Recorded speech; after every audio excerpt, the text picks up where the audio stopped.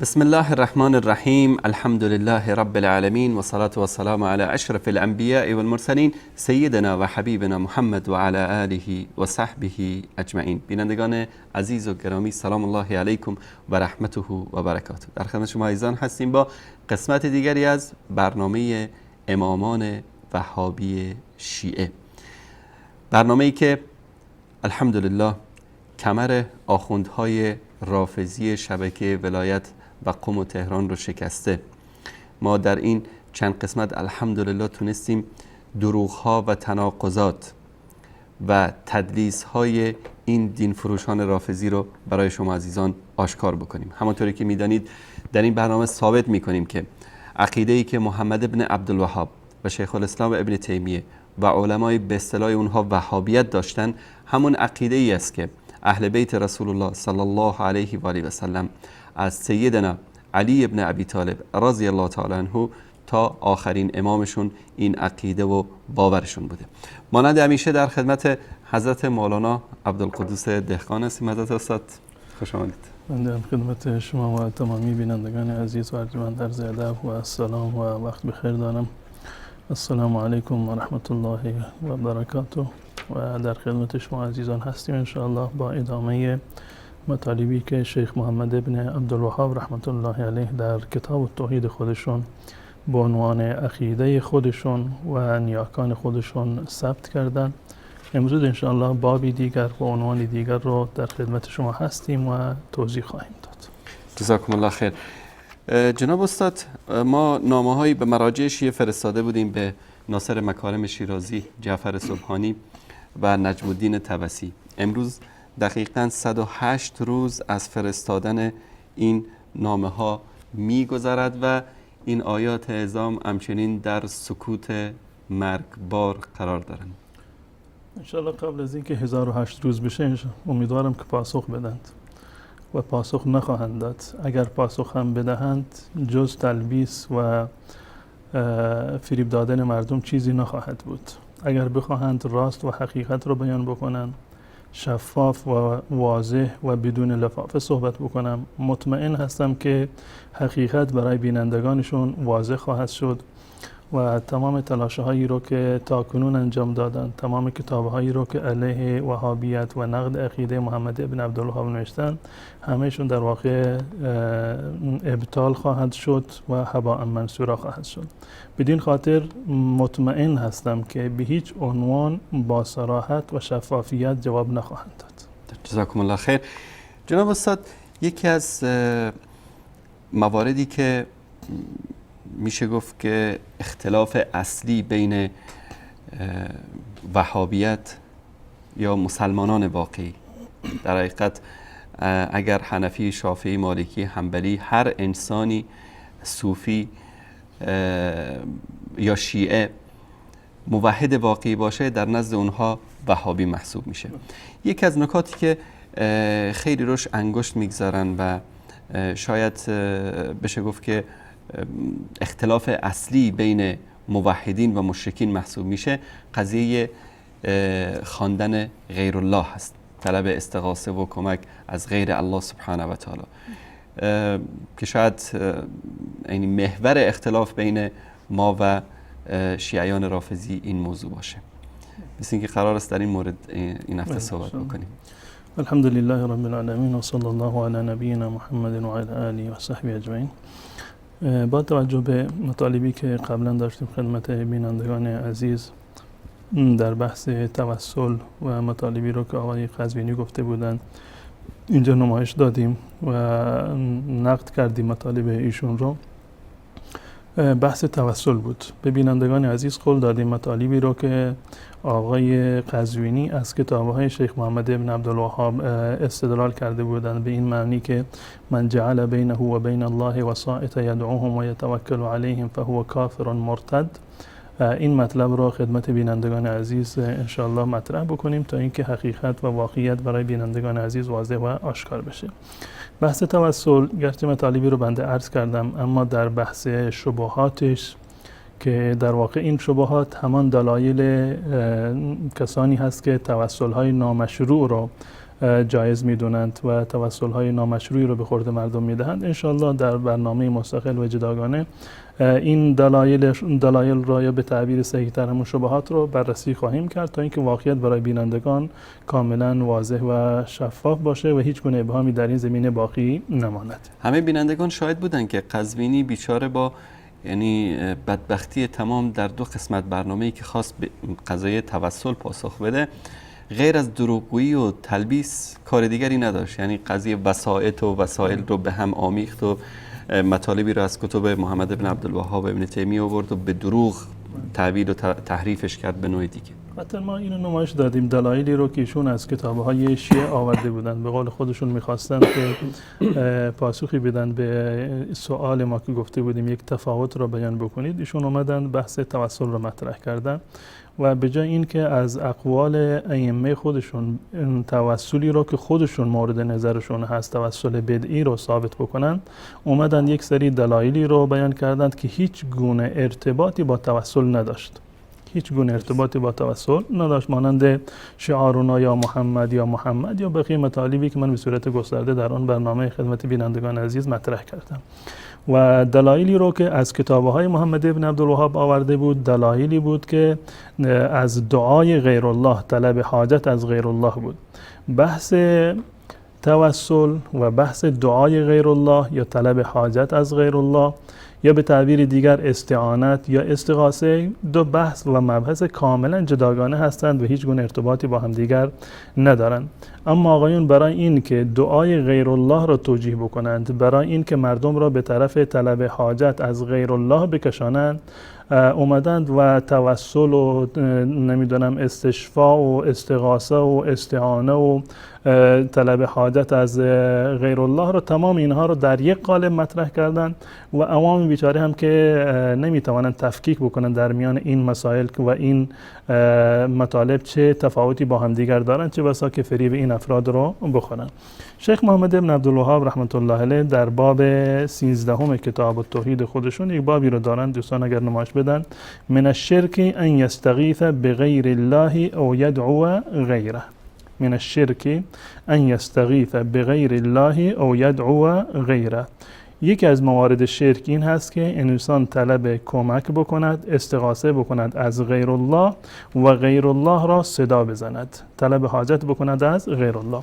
دقیقا همون چیزی که آقای قزوینی با خیلی اصرار هم میگفتند که محمد ابن عبدالوهاب گفته هر کسی توسل بکند کافر مرتد هست. دلیلش چیه؟ از کتاب محمد ابن عبدالوهاب آوردند که من جعل بینه و بین الله وسائط الاخر فهو کافر مرتد نمیدون حلال الدم والمال. این بحثی که محمد ابن عبدالوهاب رحمت الله علیه میکنن در مورد استغاثه از غیر الله هست، دعای غیر الله، طلب حاجت از غیر الله هست، نه بحث توسل که در اون برنامه من کاملا مشخص کردم که مورد اتفاق و مواردی که مورد اختلاف هستند در باب توسل، اینها رو من خدمت بینندگان عرض کردم تا اینکه خلط مبحث نشود. حالا این آخوند این القابی هم که داره دکتر و آیت الله و فلان و شیخ محیط زمان، یعنی جهل مرکب این تا این اندازه است که فرق بین توسل و توسط و واسطه و وسیله رو نمیفهمه. نه، این جهل مرکب نیست، این سوء قصد مرکب هست. میدونند که اینها با هم دیگر تفاوت داره. هم ایشون و هم سلفشون در این زمینه افرادی مانند دهلان و نمیدونم سبکی و تمام اونها این مغالطه رو به کار بردن. الان اگر ما بخوایم از آقای قزوینی که بیا تفاوت بین توسل و بین استغاثه رو بیان بکن، فورا میره سراغ زینی دهلان. ببین زینی دهلان گفته که توسل و نمیدونم استشفاء و استغاثه و طلب مدد و استعانه و حاجت خواستن از غیر الله همش یک معنی داره. اما بحث ما یک بحث علمی هست، هر اصطلاحی معنی خاصی رو داره و ما وقتی که یک حکمی رو صادر میکنیم که فلان عمل جایز هست یا ناجایز هست یا بدعت هست یا سنت هست، مشروع یا غیر مشروعه، بر اساس همون تعریف دقیقی که از اون مطلب بیان میکنیم حکمش رو هم صادر میکنیم. در باب دعای غیر الله باز هم ما مطالبی رو داریم که جایز هست.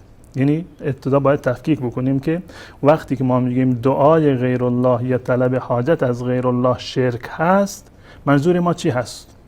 کدام موارد در این شرک داخل هستند و کدام موارد استثناء هستند.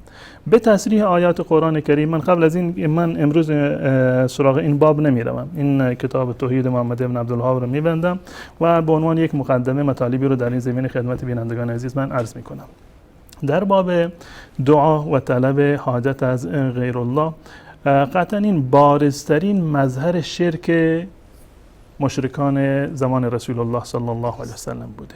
یعنی بارزترین و نمایانترین مظهر شرک از مظاهر شرکی طلب حاجت و دعای غیر الله است که امروزه متاسفانه هم یکی از بارزترین و مشخصترین مظاهر تشیع هست. یعنی هر شیعی رو که شما ببینید، من بحث روی عوام ندارم، عوام بیچاره معنی این کلمات رو نمیدونند، محظوریت های این کلمات رو نمیدونند که این کلمه معنیش چی هست. به طور مثال میگن یا علی مدد، یا مهدی ادرکنی، یا بقیه مواردی که از این هست. این طلب حاجت از غیر الله هست و شرک هست. اما عوام بیچاره چون که نمیدانند و این معنی رو و معنی این جمله رو درک نمی کنند، ما اونها رو تکفیر نمی کنیم، زیرا که جهل دارند و مطلب برایشون واضح و آشکار نشده و ما میخوایم که این مطالب را جداگانه یک به یک برای بینندگان عزیز شیعه و سنی واضح و آشکار بکنیم. عرض کردم که طلب حاجت از غیر الله و دعای غیر الله یکی از بارزترین مظاهر شرکی هست که در زمان رسول الله صلی الله علیه و سلم بوده و اساساً دعایی رو وقتی که انسان میخواهد از کسی دیگر، یعنی وقتی که دعا میکند به بارگاه الله متعال، یا حتی دعای غیر الله، همین که ما میگیم یا علی یا حسین یا مهدی ادرکنی یا عبدالقادر گیلانی و نمیدونم یا هر کسی باشه، امام ابو حنیفه یا ابوبکر یا عمر یا رسول الله، تمام اینها من قبلا توضیح دادم که یا رسول الله یا محمد اگر به خاطر در واقع استظهار یعنی محبت باشه یا به خاطر یک نوع حضور عقلانی باشه، اون یه بحث جداگانه است که من کاملا توضیح دادم در بحث شعارنا یا محمد. اما بحث ما دقیقاً بر روی طلب حاجت از غیر الله هست. دعا معمولاً برای دو انگیزه صورت میگیره. دعا یا برای جلب منفعت هست یا برای دفع مضرت هست. یا برای جلب منفعت هست، من میگم پروردگار به من مالی عنایت بکن یا فلان چیزو به من عنایت بکن، یا برای دفع مضرت هست، پروردگار فلان بیمار مرا شفا بده یا مرا شفا بده، یا برای جلب منفعت هست یا برای دفع ضرر هست. به صورت کلی دعا یا طلب کردن از غیر الله، عرض کردم که در این زمینه چندین اصطلاح داریم، کمشون یکی هست. اگر بگیم دعای غیر الله یا بگیم طلب حاجت از غیر الله یا بگیم استعانت از غیر الله، استغاثه از غیر الله، تمام اینها معنیش یکی هست، تمام اینها معنیشون یکی هستند و در مفهوم کلی این شرک در واقع داخل هستند.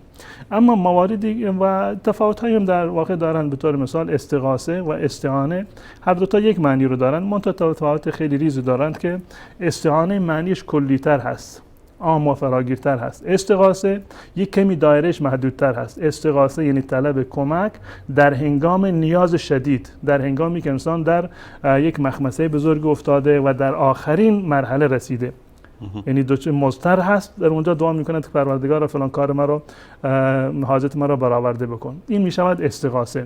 استعانت معنی عامتری رو داره، این هم در هنگامی که انسان در واقع دچار سختی هست اگر دعا بکند هم استعانه گفته میشود، و هم وقتی که دچار در حالت راحتی هست اگر طلب دعا بکند هم استعانه گفته میشود.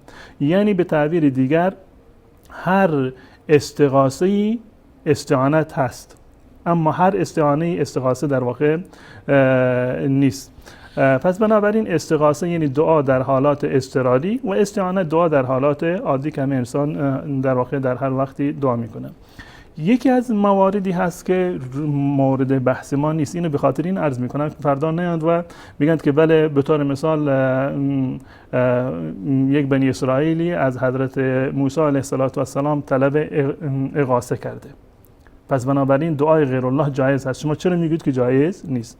از همین ابتدا ما مشخص میکنیم که چه مواردی جایز هست چه مواردی جایز نیست. طلب کمک کردن یا حتی استغاثه کردن.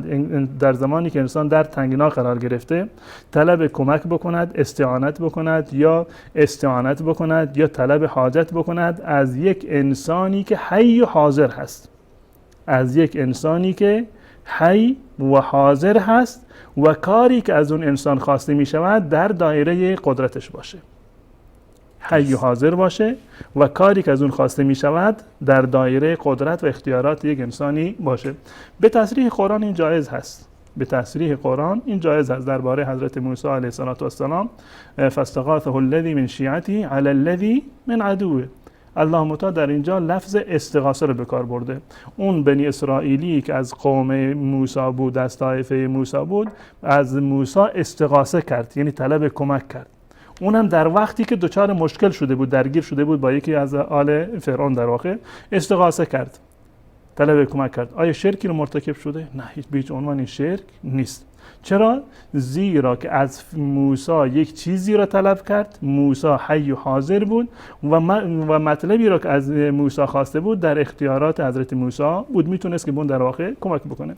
و موارد زیادی در این زمینه ما داریم. حتی برای رسول الله صلی الله علیه و سلم اتفاق افتاده که صحابه اومدن از رسول الله صلی الله علیه و سلم طلب کمک کردن، طلب رزق کردن، طلب پول کردن، طلب ازدواج کردن، اون چیزی که در قدرتشون هست. اول پس بنابراین اولا اگر کسی طلب حاجت بکند، استعانه و استغاثه بکند از انسانی که حی و حاضر هست و توانایی کمک کردن در اون چیزی که ما از اون خواسته باشیم داشته باشد، این شرک نیست، بلکه جایز هست، هیچ گونه اختلافی در این زمینه وجود ندارد. خب فرض کنیم یکی اومده باشه از یک انسانی که حی و حاضر هست، هم حی هم حاضره، یک چیزی رو خواسته باشه که در حیطه قدرتش نیست، در اختیار انسان نیست. به طور مثال از یک طرف اومده باشه به حضرت علی رضی الله تعالی عنه میگه ای علی گناهان مرا ببخش. خب بخشیدن گناه کار کی هست؟ کار الله متعال است. این در اختیار علی یا غیر علی نیست. ای فلانی مرا شفا بده، ای فلانی این فلان ضرر ما رو از من دور بکن، مواردی که در اختیار انسان نباشه، این برمیگرده به همون دایره شرک. یا از یک انسانی خواسته باشه که اصلا وجودی نداره، اصلا اینجا نیست، حی و حاضر نیست. من الان اینجا نشستم، یک کسی رو که فرض کنیم در ایران هست و صدا میکنم که برای من یک لیوان آب بیار، ولو اینکه این کار در اختیارش هست، اما چون که حی حاضر الان نیست، صدای ما را اصلا نمیشنود. اینها مطالبی هستند که با توجه به این نکات ما وارد بحث اصلی میشویم که چی چیزی در این زمینه استغاثه شمرده میشود یا چی چیزی استغاثه شمرده نمیشود. پس بنابراین وقتی ما گفتیم طلب حاجت از غیر الله شرک هست، یعنی طلب کردن یک چیزی از یک مرده‌ای یا موردی که در اختیار اون فرد نیست. این در واقع جزء همین دایره استغاثه هست. یک نکته که در اینجا خیلی پررنگ هست و باید به اون حتما اشاره کرد در بحث دعای غیر الله، این است که خود دعا به صورت کلی یک عبادت هست. خود دعا کردن، طلب حاجت کردن از الله متعال، استغاثه و استعانه از الله متعال، این یک عبادت هست. نه تنها یک عبادت هست، بلکه بزرگترین و برترین انواع عبادت هست. هم عبادت هست و همین که بزرگترین انواع عبادت در واقع شمرده می شود. این در مورد این مطلب که دعا عبادت هست هم کتاب اهل سنت فراوان اومده و هم کتاب‌های شیعه در این زمینه کاملا واضح و آشکار هست. من فقط روایتی رو از کتاب سنن ابو داود خدمت بینندگان عزیز نمایش میدم تا اینکه مطلب برای بینندگان کاملا واضح و آشکار باشه. کتاب سنن ابو داود هست، ابو داود سلیمان ابن الاشعث سجستانی، متولد 202 و متوفی 275 که یکی از کتب سته اهل سنت و الجماعت هست. در این روایت و در این کتاب روایتی هست و باب 358 هست. در اینجا باب الدعا روایت 1479 که گفتن هم صحیح هست و این تصحیح شیخ آلبانی رحمت الله علیه هست. در این روایت در اینجا اومده که از نعمان ابن بشیر عن النبی صلی الله علیه و سلم قال الدعاء هو العباده. الدعاء هو العباده. دعا همان عبادت هست، یا به تعبیر دیگر دعا عبادت هست. به چه دلیل؟ به این دلیل که الله متعال میفرماد و قال ربکم ادعونی استجب لکم. این دلیل هست برای این که در واقع دعا عبادت است که این آیه رو من خدمت بینندگان عزیز نمایش میدم. و غیر از این روایات دیگری اومده از حضرت عبدالله ابن عباس رضی الله تعالی عنه. در این زمینه ما روایتی رو داریم که حضرت عبدالله ابن عباس رضی الله تعالی عنه میفرماد که افضل العبادت الدعاء، افضل العبادت الدعاء اومده و بعد از این رسول الله صلی الله علیه و سلم همین آیه رو در واقع تلاوت فرمودند که وقال ربکم ادعونی استجب لکم. این روایت در حاکمین و در مستدرک خودش نقل کرده و گفته صحیح هست و امام ذهبی رحمت الله علیه هم تصدیق کرده ایشون رو که بله این روایت صحیح است. پس بنابراین از دیدگاه اهل سنت و الجماعت دعا عبادت هست و جزو برترین انواع عبادت هست. عین همین مطلب در روایات شیعه به صورت گسترده آمده. به طور مثال کتاب اصول کافی هست و در این زمینه کاملا واضح و آشکار از دوستان اینو نمایش بدن. کتاب اصول کافی و جلد دوم این کتاب هست، جلد دوم کتاب اصول کافی جلد دومش. در اینجا یک بابی رو داره در صفحه 466، جلد دوم 466، همون کتاب دعایی که در سنن ابو داود بود. در اینجا هم بابی رو داره، کتابی به عنوان کتاب دعا، باب فضل الدعای و الحث علیه، فضیلت دعا و ترغیب و تشویق به دعا. روایت اول علی ابن ابراهیم با سندی که در اینجا آورده از ابی جعفر قال ان الله عز وجل يقول ان الذين يستكبرون عن عبادتي سيدخلون جهنم داخرين. کسانی که از عبادت من سرباز میزنند آنها وارد جهنم میشوند برای همیشه. و ابتدا این آیه این هست که وقال ربكم ادعوني استجب لكم، وقال ربكم ادعوني استجب لكم. الله متعال فرمودند که از من بخواهید دعا بکنید استجب لكم، من اجابت میکنم. ان الذين يستكبرون عن عبادتي، کسانی که از عبادت من در واقع سر باز میزنند اونها وارد جهنم میشوند. قال هو الدعاء، منظور از این عبادتی که ان الذين يستكبرون عن عبادتي، این عبادت کدوم عبادت هست؟ هو الدعاء و افضل العبادة الدعاء، و برترین انواع عبادت دعا هست. قلت ان ابراهیم لأواه حلیم، فرمودند که اواه به معنی دعا هست، یعنی بسیار دعا میکرد. روایت دوم، روایت خیلی زیاده در این زمینه، از محمد ابن یحیی از حنان ابن سدیر هست ان ابیه قال قلت لابی جعفر ای العبادة افضل، کدام عبادت برتر هست؟ فقال ما من شیء افضل عند الله عز وجل من ان يسأل، هیچ چیزی نزد الله متعال با فضیلت تر و برتر از این نیست که انسان از الله متعال بخواهد. ان یسأل، سوال کرده شود الله متعال، و یطلب مما عنده، و چیزی که نزد الله هست از رحمت و مغفرت و فضل الله انسان طلب بکنند. و ما احد ابغض الى الله عز وجل ممن یستکبر عن عبادته، و هیچ کسی مبغوضتر و ناپسندتر نزد الله متعال نیست از کسی که روی گردانی میکند و سر باز میزند از عبادت الله. قبلا گفت عبادت یعنی همون دعا، دعا یعنی همون عبادت، یعنی کسانی که سر باز میزنند از عبادت الله متعال به معنی طلب از الله متعال، طلب حاجت از الله متعال، اینها نزد الله متعال جز مستکبران هستند، جز کسانی هستند که نزد الله متعال بسیار مبغوض و در واقع ناپسند هستند. روایت دیگری در این زمینه آمده که من به همین مقدار اکتفا میکنم و اصل مطلب رو در واقع این نقطه میرسونم. پس بنابراین دعا از دیدگاه اهل سنت و الجماعت و از دیدگاه ائمه اهل بیت رسول الله صلی الله علیه و سلم یک نوع عبادت هست. نه تنها یک نوع عبادت هست بلکه جزو برترین عبادت هایی هست که الله متعال در این زمینه بر مسلمانان لازم قرار داده و از مسلمانان خواسته که دعا بکنند.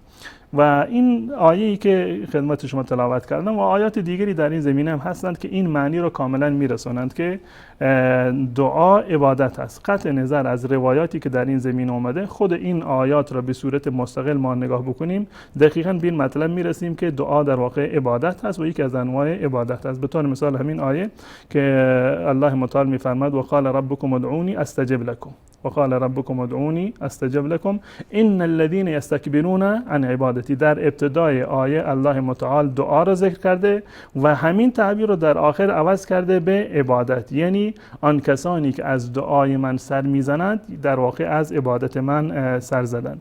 این آیه اول هست که دلالت بر این دارد که دعا عبادت هست.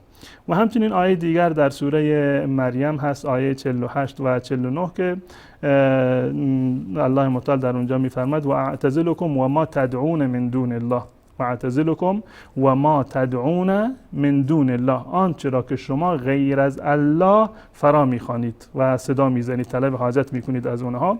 و ادعو ربی عسى الا اكون بدعاء ربی شقیا. و در آخر میفرماد فلما اعتزلهم و ما یعبدون من دون الله.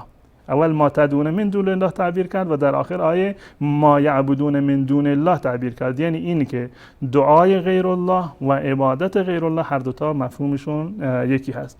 یا در آیه 13 و 14 سوره فاطر ما میخونیم که الله متعال میفرماد والذین تدعون من دونه ما یملکون من قطمیر، کسانی که شما غیر از الله اونها را صدا میزنید مالک قطمیر هم نیستند، یک ذره هم از خودشون اختیار ندارند.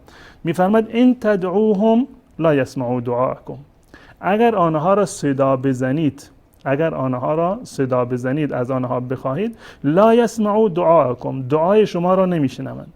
ولو سمعوا ما استجابوا لکم، و بالفرض اگر بشنوند باز هم توانایی اجابتی را ندارند. و یوم القیامت یکفرون بشرککم، و روز قیامت به این شرک شما خودشون کفر میکنند، اصلا این شرک شما رو قبول نمیکنند. یعنی چی؟ یعنی در ابتدای آیه الله متعال میفرماید که ان تدعوهم، اگر اونها را صدا بزنید، یعنی صدا کردن غیر الله و طلب حاجت از غیر الله شرک است. ان تدعوهم لا یسمعوا دعاءکم، دعای شما را نمیشنوند. ولو سمعوا ما استجابوا لکم، بالفرض هم که بشنوند توانایی اجابت را ندارند. و یوم القیامت یکفرون بشرککم، نگفت به دعایکم، اصلا نمیشنوند، بشنوند هم اجابت نمی کنند و در روز قیامت منکر میشوند که اصلا شما اونها رو در واقع صدا کرده باشید. پس بنابراین این عبادت مخصوص الله متعال هست و دعا کردن الله متعال این یک عبادت در واقع شمرده می شود و انسان فقط و فقط باید از الله متعال طلب حاجت بکند و طلب حاجت از غیر الله یک نوع شرک هست در واقع. و غیر از این ما می‌بینیم که امام سجاد رحمت الله علیه در موارد متعددی هم این دعا را عبادت شمرده و هم دعای غیر الله را، طلب حاجت از غیر الله را یک نوع در واقع سفاهت و بیعقلی معرفی فرمودند. به طور مثال در کتاب صحیفه سجادیه که آقایون نمیدونم میگن که خواهر قرآن هست یا برادر قرآن هست، در دعایی که دعای 45 هست از دعاهای صحیفه سجادیه، در اینجا میفرماید که ادعونی استجب لکم ان الذين يستكبرون عن عبادتی سيدخلون جهنم داخرین. توضیحش میدهد فسمیت دعاءک عبادتا، پروردگارا تو دعای خودت را یعنی طلب حاجت از خودت را عبادت شمردی و ترکه استکبارا، و ترک دعا را استکبار معرفی کردی. یعنی این که از دیدگاه ائمه اهل سنت و الجماعت و از دیدگاه ائمه شیعه، قبلا عرض کردن اقوال امام ابو جعفر، امام باقر و بقیه ائمه هم که در این زمینه زیاد هست و همچنین امام سجاد میگویند که دعا عبادت هست و کسانی که از عبادت و دعای الله متعال روی برمیگردانند در واقع بدترین انسان ها نزد الله متعال هستند. و همچنین جمله جالبی که در اینجا هست و انسان باید به این توجه بکند و جا دارد که یک برنامه مستقلی ما داشته باشیم در مورد خود این کتاب صحیفه سجادیه. واقعا مطالبی که در این کتاب وجود داره بسیاری از اونها مخالف 100% اون چیزی هست که امروزه شیعه به عنوان عقیده خودشون برگرفتند. ان شاء الله که بتونی برنامه هم در مورد نهج البلاغه، یعنی یک سیری باشه در نهج البلاغه و سیری در کتاب صحیفه سجادیه که هر دو تاشون خواهر و برادر قرآن هستند. این بابو بستن جناب استاد، یعنی اینا که بی حیا هستند به خدا که تهمت میبندن، به رسول الله و به اهل بیت و صحابه. گفتن که من نهج البلاغه رو کی گفته که روایتاش همه صحیح هست، آنچه که ما دوست داریم صحیح است و آنچه که دوست نداریم اصلا سند نداره. در مورد صحیفه سجادی هم گفتن که وهابی‌ها اومدن این موارد توحیدی رو در صحیفه سجادی اضافه کردن که ما کلیپش هم پخش کردیم. یعنی خود ائمه مشرک بودند و وهابی اومدن این موارد رو اضافه اصلا کردن. صحیفه سجادیه رو خیلی کوچیک بوده، وهابی این کتاب رو دزدیدن بردن، یک سری چیزا رو از زبان امام سجاد در این کتاب اضافه کردن، همین توحید محمد ابن عبدالوهاب و ابن تیمیه و همین علمای وهابی رو اضافه کردن و دوباره چاپ کردن. دیگه اینا متوجه نشدن، حالا دیگه دسترس همه هست و نمیشه جمعش کرد. چطور آقای قزوینی وقتی که میخواد از این کتاب استدلال بکنه میگه در صحیفه سجادی اومده، یعنی این که خیلی قبولش دارن. به هر صورت این مواردی هست که در صحیفه سجادی اومده و در دعای 28 در اینجا میگه و رأیت ان طلب المحتاج الى المحتاج سفه من رأیه و ضلة من عقله. امام سجاد رحمت الله علیه در اینجا میفرمایند که طلب محتاج، یعنی که طلب کردن کسی که خودش نیازمند هست از کسانی که اونها هم نیازمند هستند، این دلیل بیعقلی و سفاهت و سبک عقلی در واقع هست. پس بنابراین الله متعال به ما دستور داده در آیات و روایات متعددی اون رو داریم که ما طلب دعا بکنیم از الله متعال و طلب دعا کردن از الله متعال، طلب حاجت از الله متعال، این در واقع عبادت هست و جز برترین انواع عبادت هست و انجام عبادت برای غیر الله شرک هست. انجام عبادت برای غیر الله شرک است. گرچه من در مورد خود استغاثه که عنوان باب بود که جناب شیخ محمد ابن عبدالوهاب رحمت الله علیه منعقد کرده بودن، انشالله به صورت مفصل اقوال خود ائمه اهل بیت رو به صورت مفصل انشالله می آوریم و نقل خواهیم کرد. این یک مطلب دوم این که عبادت رو و این دعا رو که حق الله متعال هست، الله متعال در آیات متعدد و بیشماری قبلا عرض کردم که یکی از بزرگترین مظاهر شرک مشرکان مکه و قریش دعای غیر الله بود، طلب حاجت از غیر الله. این غیر الله هم میتونست که بت‌های اونها باشند که خودشون با دست خودشون ساخته بودند و بسیاری از این بت‌ها نمادی از نیاکانشون بودند، از انسان‌های نیکوکار و اولیاء الله بودند، مانند بت‌هایی که در زمان حضرت نوح علیه السلام بودند، ود و سواع و یغوث و یعوق و بقیه مواردی که در این زمینه بودند. و غیر الله احیانا جن‌ها بودند که از جن‌ها طلب حاجت می‌کردند. احیانا غیر الله حضرت عیسی بود و عزیر بود، اونگونه که اهل کتاب از اونها طلب می‌کردند. یا اینکه غیر الله ملائکه بودند که بسیار از اونها ملائکه را در واقع میپرستیدند و از اونها طلب حاجت میکردند. به هر صورت الله متعال تمامی اینها رو نفی کرده و از ما مسلمانان خواسته که صرفا از الله متعال در واقع طلب دعا بکنیم. و مواردی که در قرآن اومده برای طلب دعای از الله متعال و خواستن از الله متعال، طلب کردن حاجات از الله متعال واقعا بسیار گسترده هست. صدها مورد و صدها آیات در قرآن کریم داریم و صدها روایات و احادیث صحیح در این زمینه داریم که الله و رسول به ما فرمودند که فقط و فقط از الله متعال ما باید طلب استغاثه و استعانت بکنیم و طلب حاجت بکنیم. به طور مثال الله متعال در سوره اعراف می‌فرماید آیه 180 ولله الاسماء الحسنى فادعوه بها. الله متعال اسماء حسنایی رو دارد و با توجه به اسماء حسنای الله متعال شما از الله متعال بخواهید. و می‌فرماید ادعوا ربکم تضرعا و خفیه، از الله خودتون طلب بکنید. و ان المساجد لله فلا تدعوا مع الله احدا، مساجد برای الله متعال هست و عبادت مخصوص الله متعال هست، در کنار الله متعال و همراه با الله متعال از هیچ کسی دیگر طلب نکنید. ولا تدعوا مع الله الها آخر، غیر از الله اله دیگر را مخوان، در گرفتاری های خودت که از کسی طلب کمک نکن غیر از الله متعال. ولا تدعوا من دون الله ما لا ينفعك ولا يضرك، سوره یونس.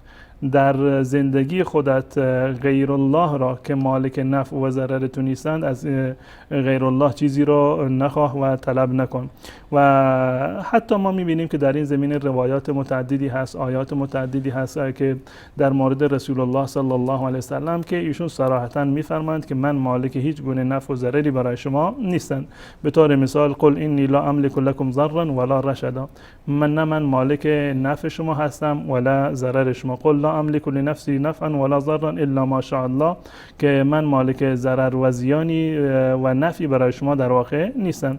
و یک روایت بسیار جالبی هست که حتی بچهای اهل سنت این روایت رو حفظ دارن، حدیث حضرت عبدالله ابن عباس رضی الله تعالی عنه است که از همان زمان کودکی رسول الله صلی الله علیه و سلم حضرت عباس را و بقیه کودکان را در واقع تشویق می‌کردند فقط و فقط به این که تنها از الله متعال بخواهند. حدیث حضرت عبدالله ابن عباس که رسول الله صلی الله علیه و سلم فرمودند یا غلام انی اعلمک کلمات، که من میخوام چند مطلب را به تو بگویم، اینها را حفظ بکن. احفظ الله یحفظک، احفظ الله تجده تجاهک و اذا سألت فاسأل الله و اذا استعنت فاستعن بالله، که هرگاه که خواستی طلب کمک بکنی صرفا از الله متعال در واقع طلب بکن و سراغ انسانهای دیگر نرو. و همین مطلب رو ما میبینیم که در کتاب‌های شیعه، همین روایتی رو که از زبان حضرت عبدالله ابن عباس رضی الله تعالی عنه در کتاب‌های اهل سنت اومده، در سنن ترمذی اومده، همین روایت از از زبان ائمه اهل بیت رسول الله صلی الله علیه و سلم هم نقل شده. کتاب وسایل شیعه هست و جلد سوم از این چاپی که بنده دارم و از چاپه های دیگر جلد چهارم یا برخی چاپه ها جلد هفتم در واقع میافتد. در این مورد همین روایت رو از اهل بیت رسول الله صلی الله علیه و سلم نقل کرده. روایت 8669 هست در اینجا، که در اینجا اومده در مورد فضل اومده که فضل ابن عباس، از روایتی که اهل سنت دارن در مورد عبدالله ابن عباس هست که امام صادق از پدر خودشون نقل میکنند قال الفضل ابن عباس قال لی رسول الله صلی الله علیه و سلم، رسول الله به من فرمودند احفظ الله یحفظ، احفظ الله تجده امامک، تعرف الی الله فی الرخاء یعرفک فی الشده. در هنگامی که مشکلی نداری به الله متعال رو بیار و الله متعال در هنگام شدت به تو روی می آورد و حاجاتت را برآورده می کند. و تعبیر دقیق‌تر روایتی هست که بعداً میاد، روایت 8673 از ابو ذر نقل شده، این قال رسول الله صلی الله علیه و سلم، که رسول الله صلی الله علیه و سلم فرمودند تعرف الی الله فی الرخاء یعرفک فی الشده، در سختی در خوشحالی و راحتی الله متعال را حفظ بکن، دینش را حفظ بکن، الله را بشناس که الله متعال هم در هنگام سختی تو را میشناسد. فاذا سألت فاسأل الله، اگر خواستی سوال بکنی، طلب حاجت بکنی، از الله بخواه. و اذا استعنت فاستعن بالله، و اگر طلب استعانت کردی، طلب کمک کردی، از الله متعال طلب کمک بکن. تمام روایاتی که در این زمینه هست، آیاتی که در این زمینه هست و حتی گذشته اگر هیچ گونه آیه دیگری نباشه، روایات دیگری نباشه، همین ایاک نعبد و ایاک نستعین فکر کنم که در این زمینه کفایت بکند که الله متعال به ما دستور داده که این هر روز در هر نماز و در هر رکعتی که ما میخونیم سوره فاتحه رو میخونیم و میگیم ایاک نعبد و ایاک نستعین، پروردگارا ما صرفا فقط و فقط تو را عبادت میکنیم و فقط و فقط از تو استعانت میطلبیم، طلب کمک و طلب حاجت میکنیم. این وعده ای هست که ما در واقع در هر نماز این قول رو به الله متعال میدهیم و وعده میکنیم که ما فقط و فقط از الله متعال بخواهیم. و در روایات متعددی در این زمینه هست، در کتاب‌های شیعه اومده، در کتاب‌های اهل سنت و الجماعت اومده که الله متعال سوره فاتحه رو تقسیم کرده در میان خودش و در میان بندگان خودش. و وقتی که در اینجا به این آیه میرسند که ایاک نعبد و ایاک نستعین، الله متعال میفرماد هذا بینی و بین عبدی، این یک عهدی هست، معاهده و پیمانی هست، قول و قراری هست در میان من و در میان بنده من. پس بنابراین الله متعال از ما خواسته که فقط و فقط الله متعال رو خطاب قرار بدیم، از الله بخواهیم، طلب حاجت فقط از الله باشه، استعانه و استغاثه فقط و فقط از الله متعال باشد.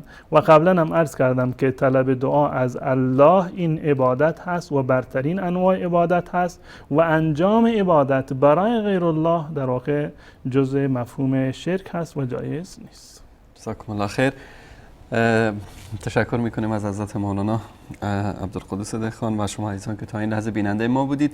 همونطوری که با دلایل محکم از قرآن کریم و از کتاب‌های شیعه و سنی ثابت شد، دعا عبادت است و دعا فقط برای الله سبحانه و تعالی است و همونطوری که حضرت استاد فرمودن دعا بزرگترین عبادت است، همونطوری که پیامبر بزرگوار اسلام صلی الله علیه و سلم فرمودن که دعا مغز عبادت است.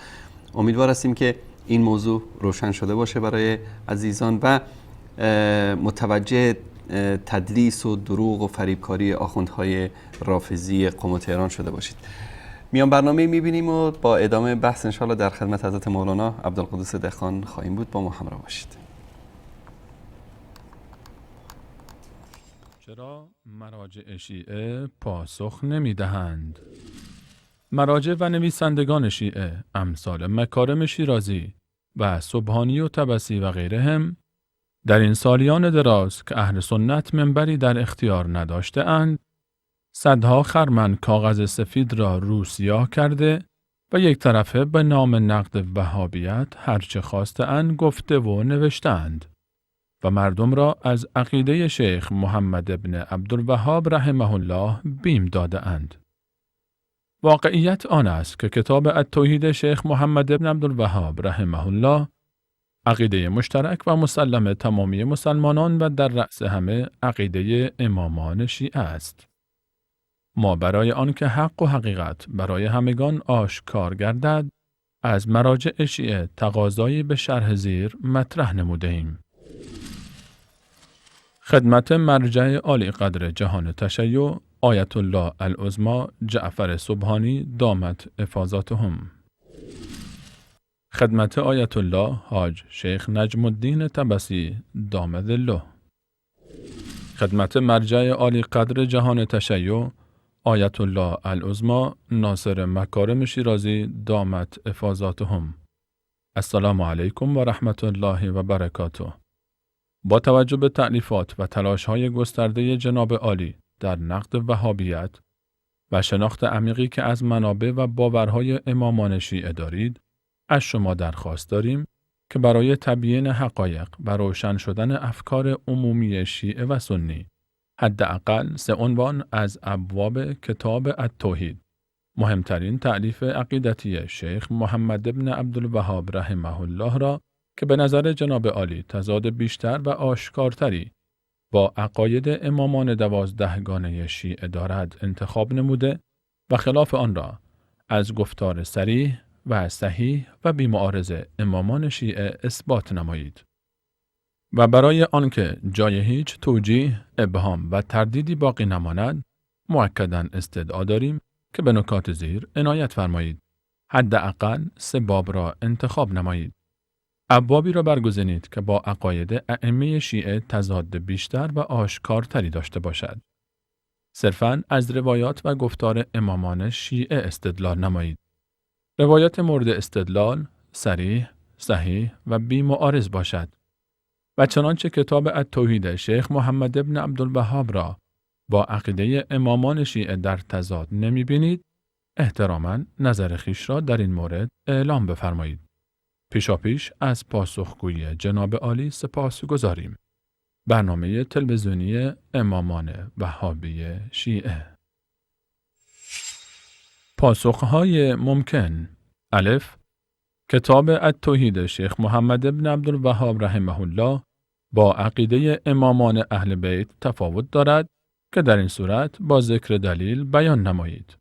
با امامان شیعه در مورد مباحث اعتقادی اظهار نظر نکرده و عقاید اسلامی را به شیعیان خود نیاموخته‌اند. جیم، در مورد مباحث اعتقادی مذکور از امامان شیعه روایاتی صحیح در دست نیست و روایات شیعه متعارض و غیر قابل اعتماد است. دال، عقیده شیخ محمد ابن عبدالوهاب هیچ تفاوتی با عقیده امامان شیعه ندارد و شیخ محمد ابن عبدالوهاب رحمه الله پیرو واقعی امامان اهل بیت است.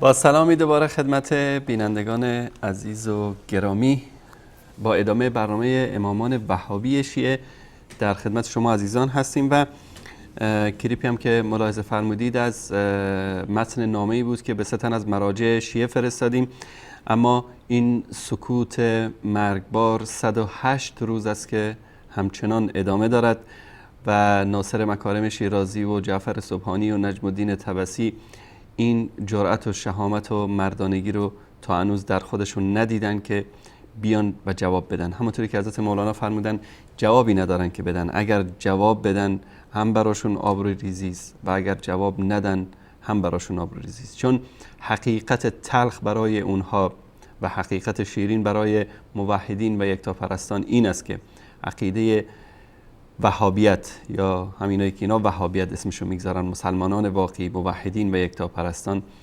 همان عقیده است که ائمه اهل بیت رسول الله صلی الله علیه و آله و سلم داشتن و اینها به خاطر این جواب نمیدن که اگر جواب بدن آبروشون میره و این همه کتاب و مقاله و برنامه و سایت و شبکه‌ای که صبح تا شام دارن تبلیغ میکنن که وهابیت همه اینا پنبه میشه.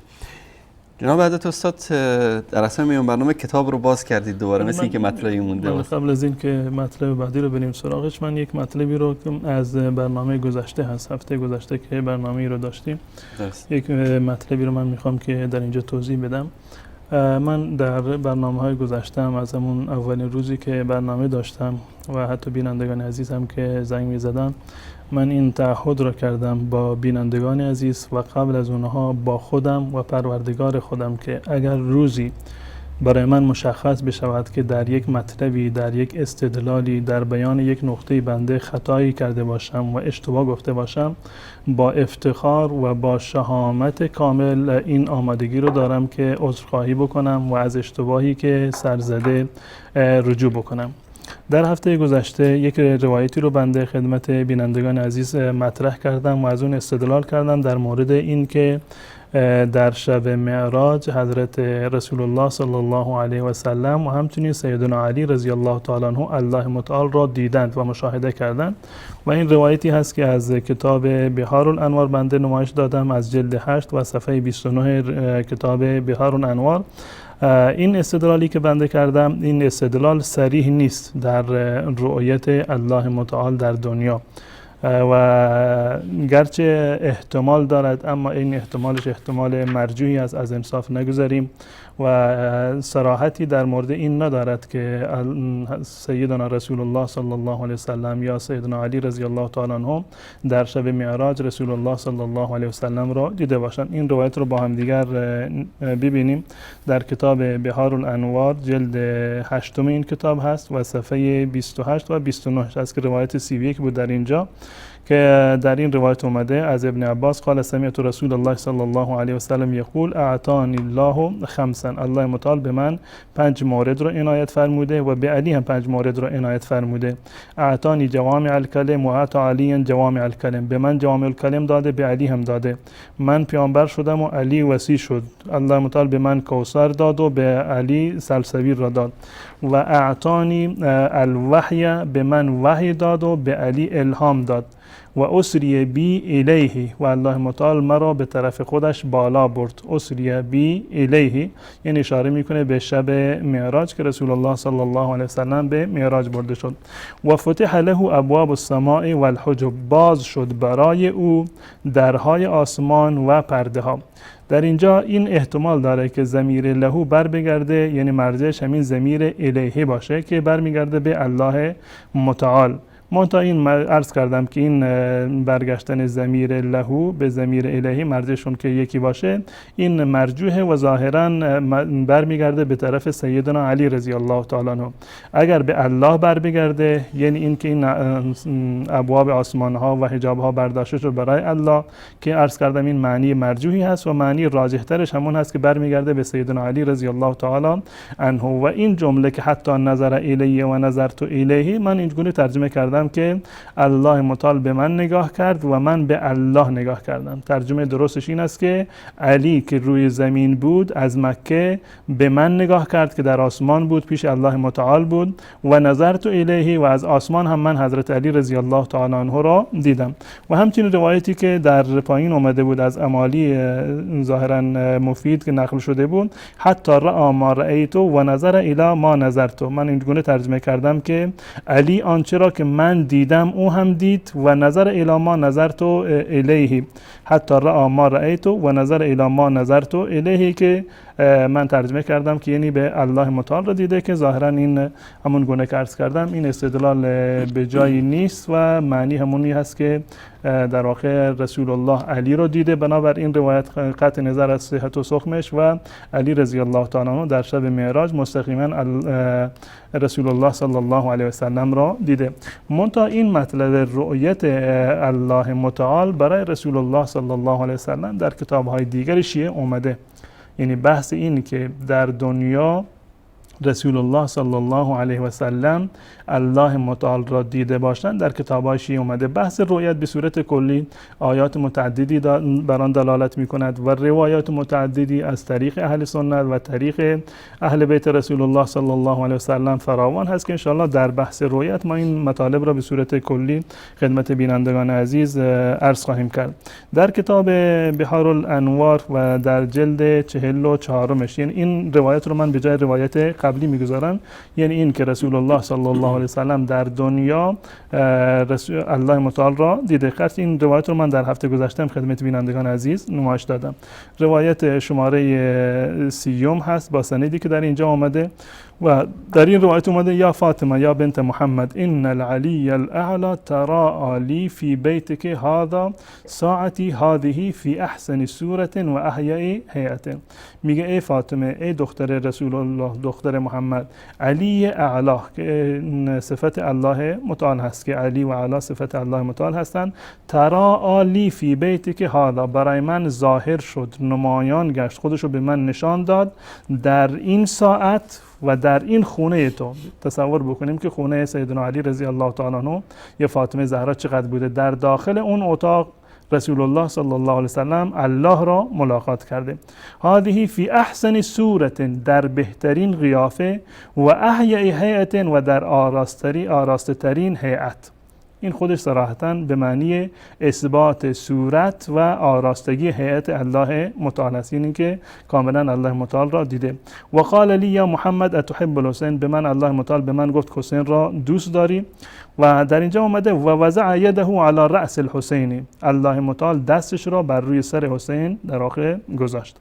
خب بعد از این فرمود که بورک من مولود علیه برکاتی و صلواتی، برکت من، صلوات و رحمت من و رضوان من بر این کودک باد، و لعنت من و ناراحتی من و عذاب من و رسوایی و شکنجه و عقاب من بر کسی باد که با این کودک دشمنی بکند و با اون عداوت بکند و با اون بجنگد و منازعه بکند.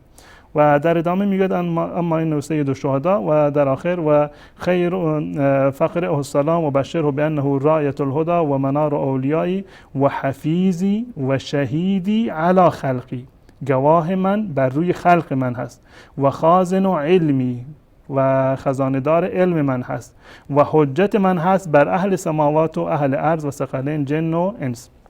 حالا ببینیم این روایت سندش صحیح است، به قول آقای قزوینی 100% صحیح به تعبیر ایشون، و ضعیفترین حلقه سند در اینجا محمد بن سنان هست که در موردش اختلاف وجود داره.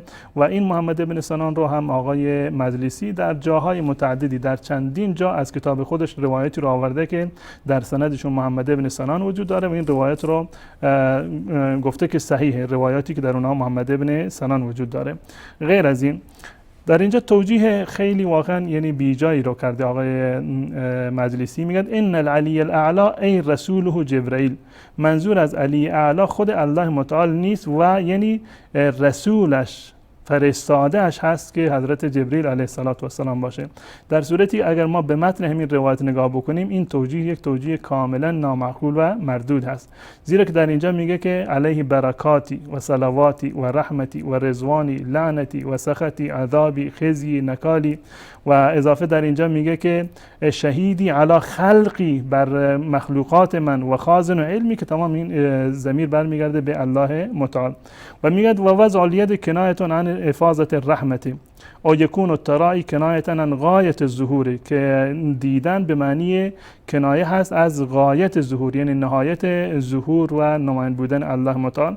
و خود این در واقع احسن صوره و احیاء هیئه، اون گونه که در اتاق باشه، رسول الله دیده باشن، دست گذاشته باشه بر سر حسین، و اینکه توجیه کرده که کنایه وضع الید کنایتون عن افاظت الرحمت. خب اگر واقعا الله رسول الله صلی الله علیه و سلم چیزی رو ندیده باشه، چطور دید که دست خودش رو گذاشته؟ اون غایت ظهور باشه. خب ظهور چیز ظاهر شده؟ ذاتی که بهترین صورت را داشته، آراسته ترین قیافه را و هیئت را داشته، و رسول الله صلی الله علیه و سلم با این قیافه دیده و دستش را هم گذاشته بر سر حسین، چیزی نیست به جز اثبات صورت و هیئت برای الله متعال. که این روایت برای این آوردم که اصل این مطلب که رؤیت الله برای رسول الله از دیدگاه شیعه در دنیا، بنابر این روایت و روایت دیگری که در این زمینه هست ثابت هست، و این نکته رو من می‌خواستم که خدمت بینندگان عزیز توضیح بدم. جزاکم الله خیر.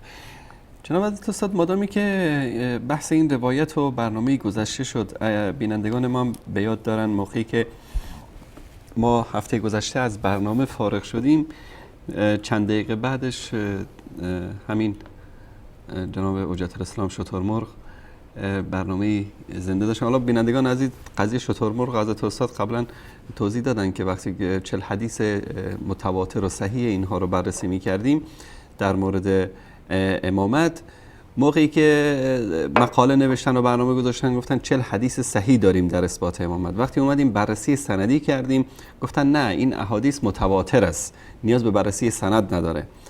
و معلوم نیست که حالا ایشون مرغ است یا شتر است.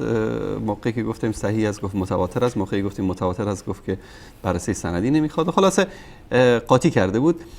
ایشون اومدن برنامه زنده گذاشتن و خواستن که به صحبت‌هایی که در اون برنامه شده بود جواب بدن.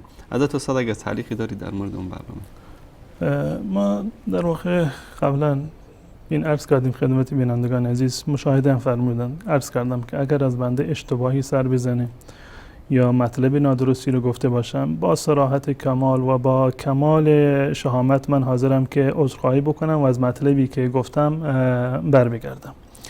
و در راستای همین شفاف سازی و صداقتی که ما داریم، نامه‌ای رو که بینندگان عزیز دیدند، ما در اولین روز این سری برنامه‌ها این نامه‌ها رو فرستادیم برای کسانی که به گمان ما بیشترین تخصص رو داشتن، چون که کتاب‌هایی در این زمینه تالیف کرده بودند و از این بزرگواران ما خواسته بودیم که حداقل مواردی رو که مورد اختلاف هست با در میان وهابیت و اهل بیت، اینها رو برای ما معرفی بکنند، بیان بکنند و ما هم بیایم این مطالب رو در اینجا بررسی بکنیم پیش بینندگان عزیز که مراجع شیعه به ما پاسخ دادند که این موارد اختلافی هستند و تضاد و تناقض هستند در میان مکتب اهل بیت و مکتب محمد ابن عبدالوهاب، که متاسفانه هیچ گونه جوابی رو ما در این زمینه دریافت نکردیم.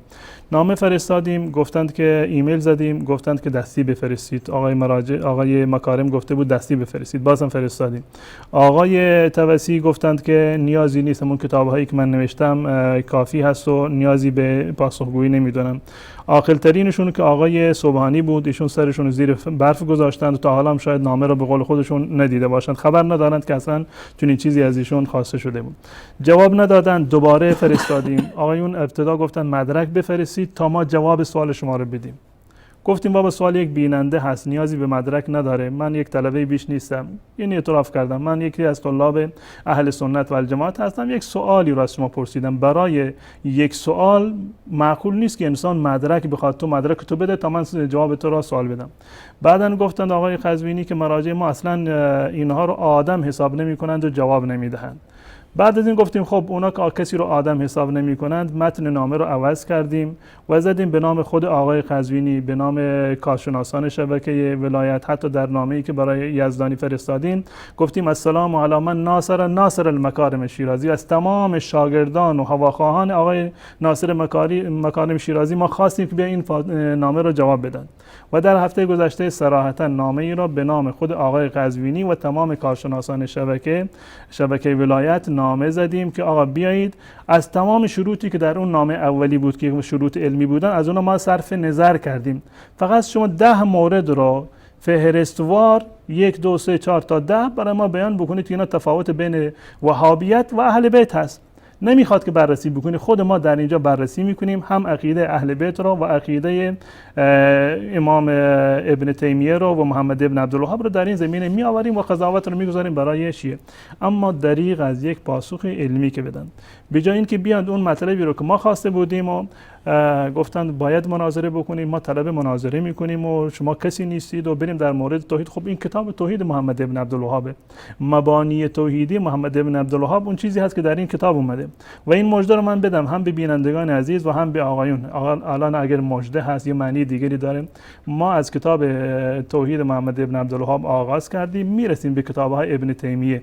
در مورد صفات الله متعال تک به تک ما این موارد رو خواهیم آورد، در مورد استوای الله متعال، در مورد نزول الله متعال، در مورد رؤیت الله متعال، تمام مواردی که به قول شما مورد اختلافی در میان وهابیت و اهل بیت رسول الله صلی الله علیه و سلم است، برگرفته از کتاب‌های محمد ابن عبدالوهاب، ابن تیمیه و کتاب‌های اهل بیت رسول الله روایتشون.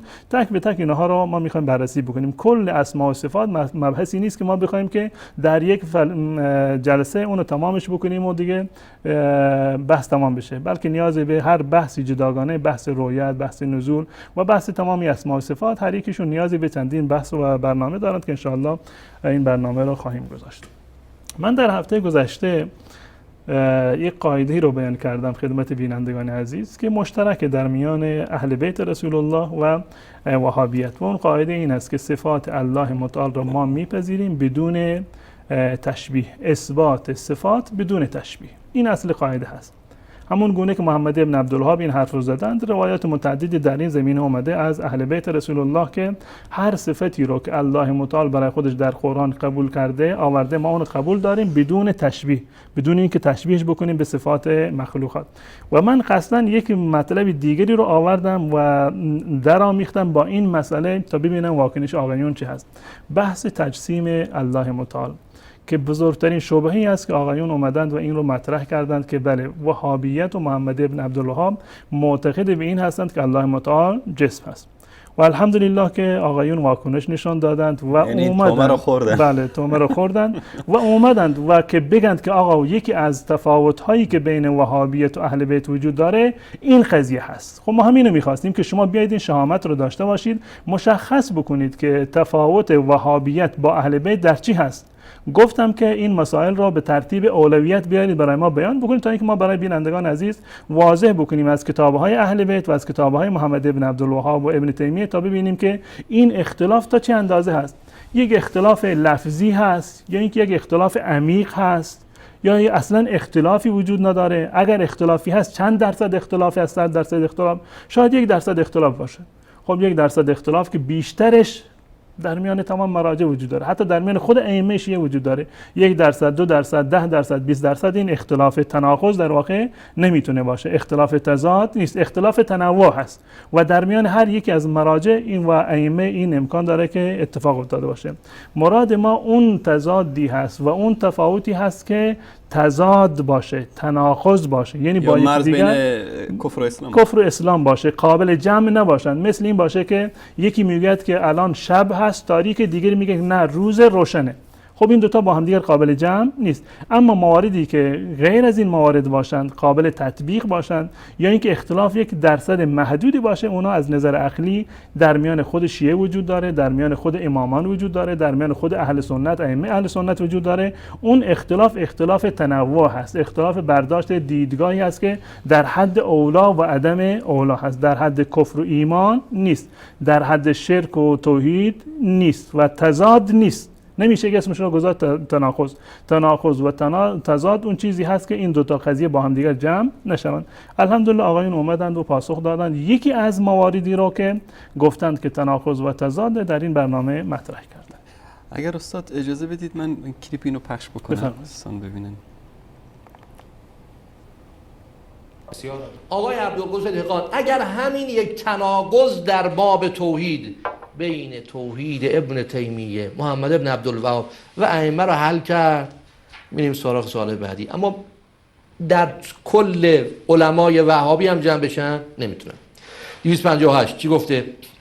اما الشرع فمعلوم لن ينقل عن احد من الانبیاء، نقل نشده از هیچ یک از انبیا و نه صحابه و نه تابعین و نه سلف امت این که خدا جسم نیست، جسم هست، یا اینکه جسم نیست. چه نفیش چه اثباتش در شرع بدعت هست. از هیچ کدام از سلف نیامده است جسم هست یا جسم نیست. کافی چی گفته بود؟ الان خودش خوند. بله. ولیس بمخلوق یخلق تبارک و تعالی ما یشاء من الاجسام و غیر ذالک ولیس بجسم.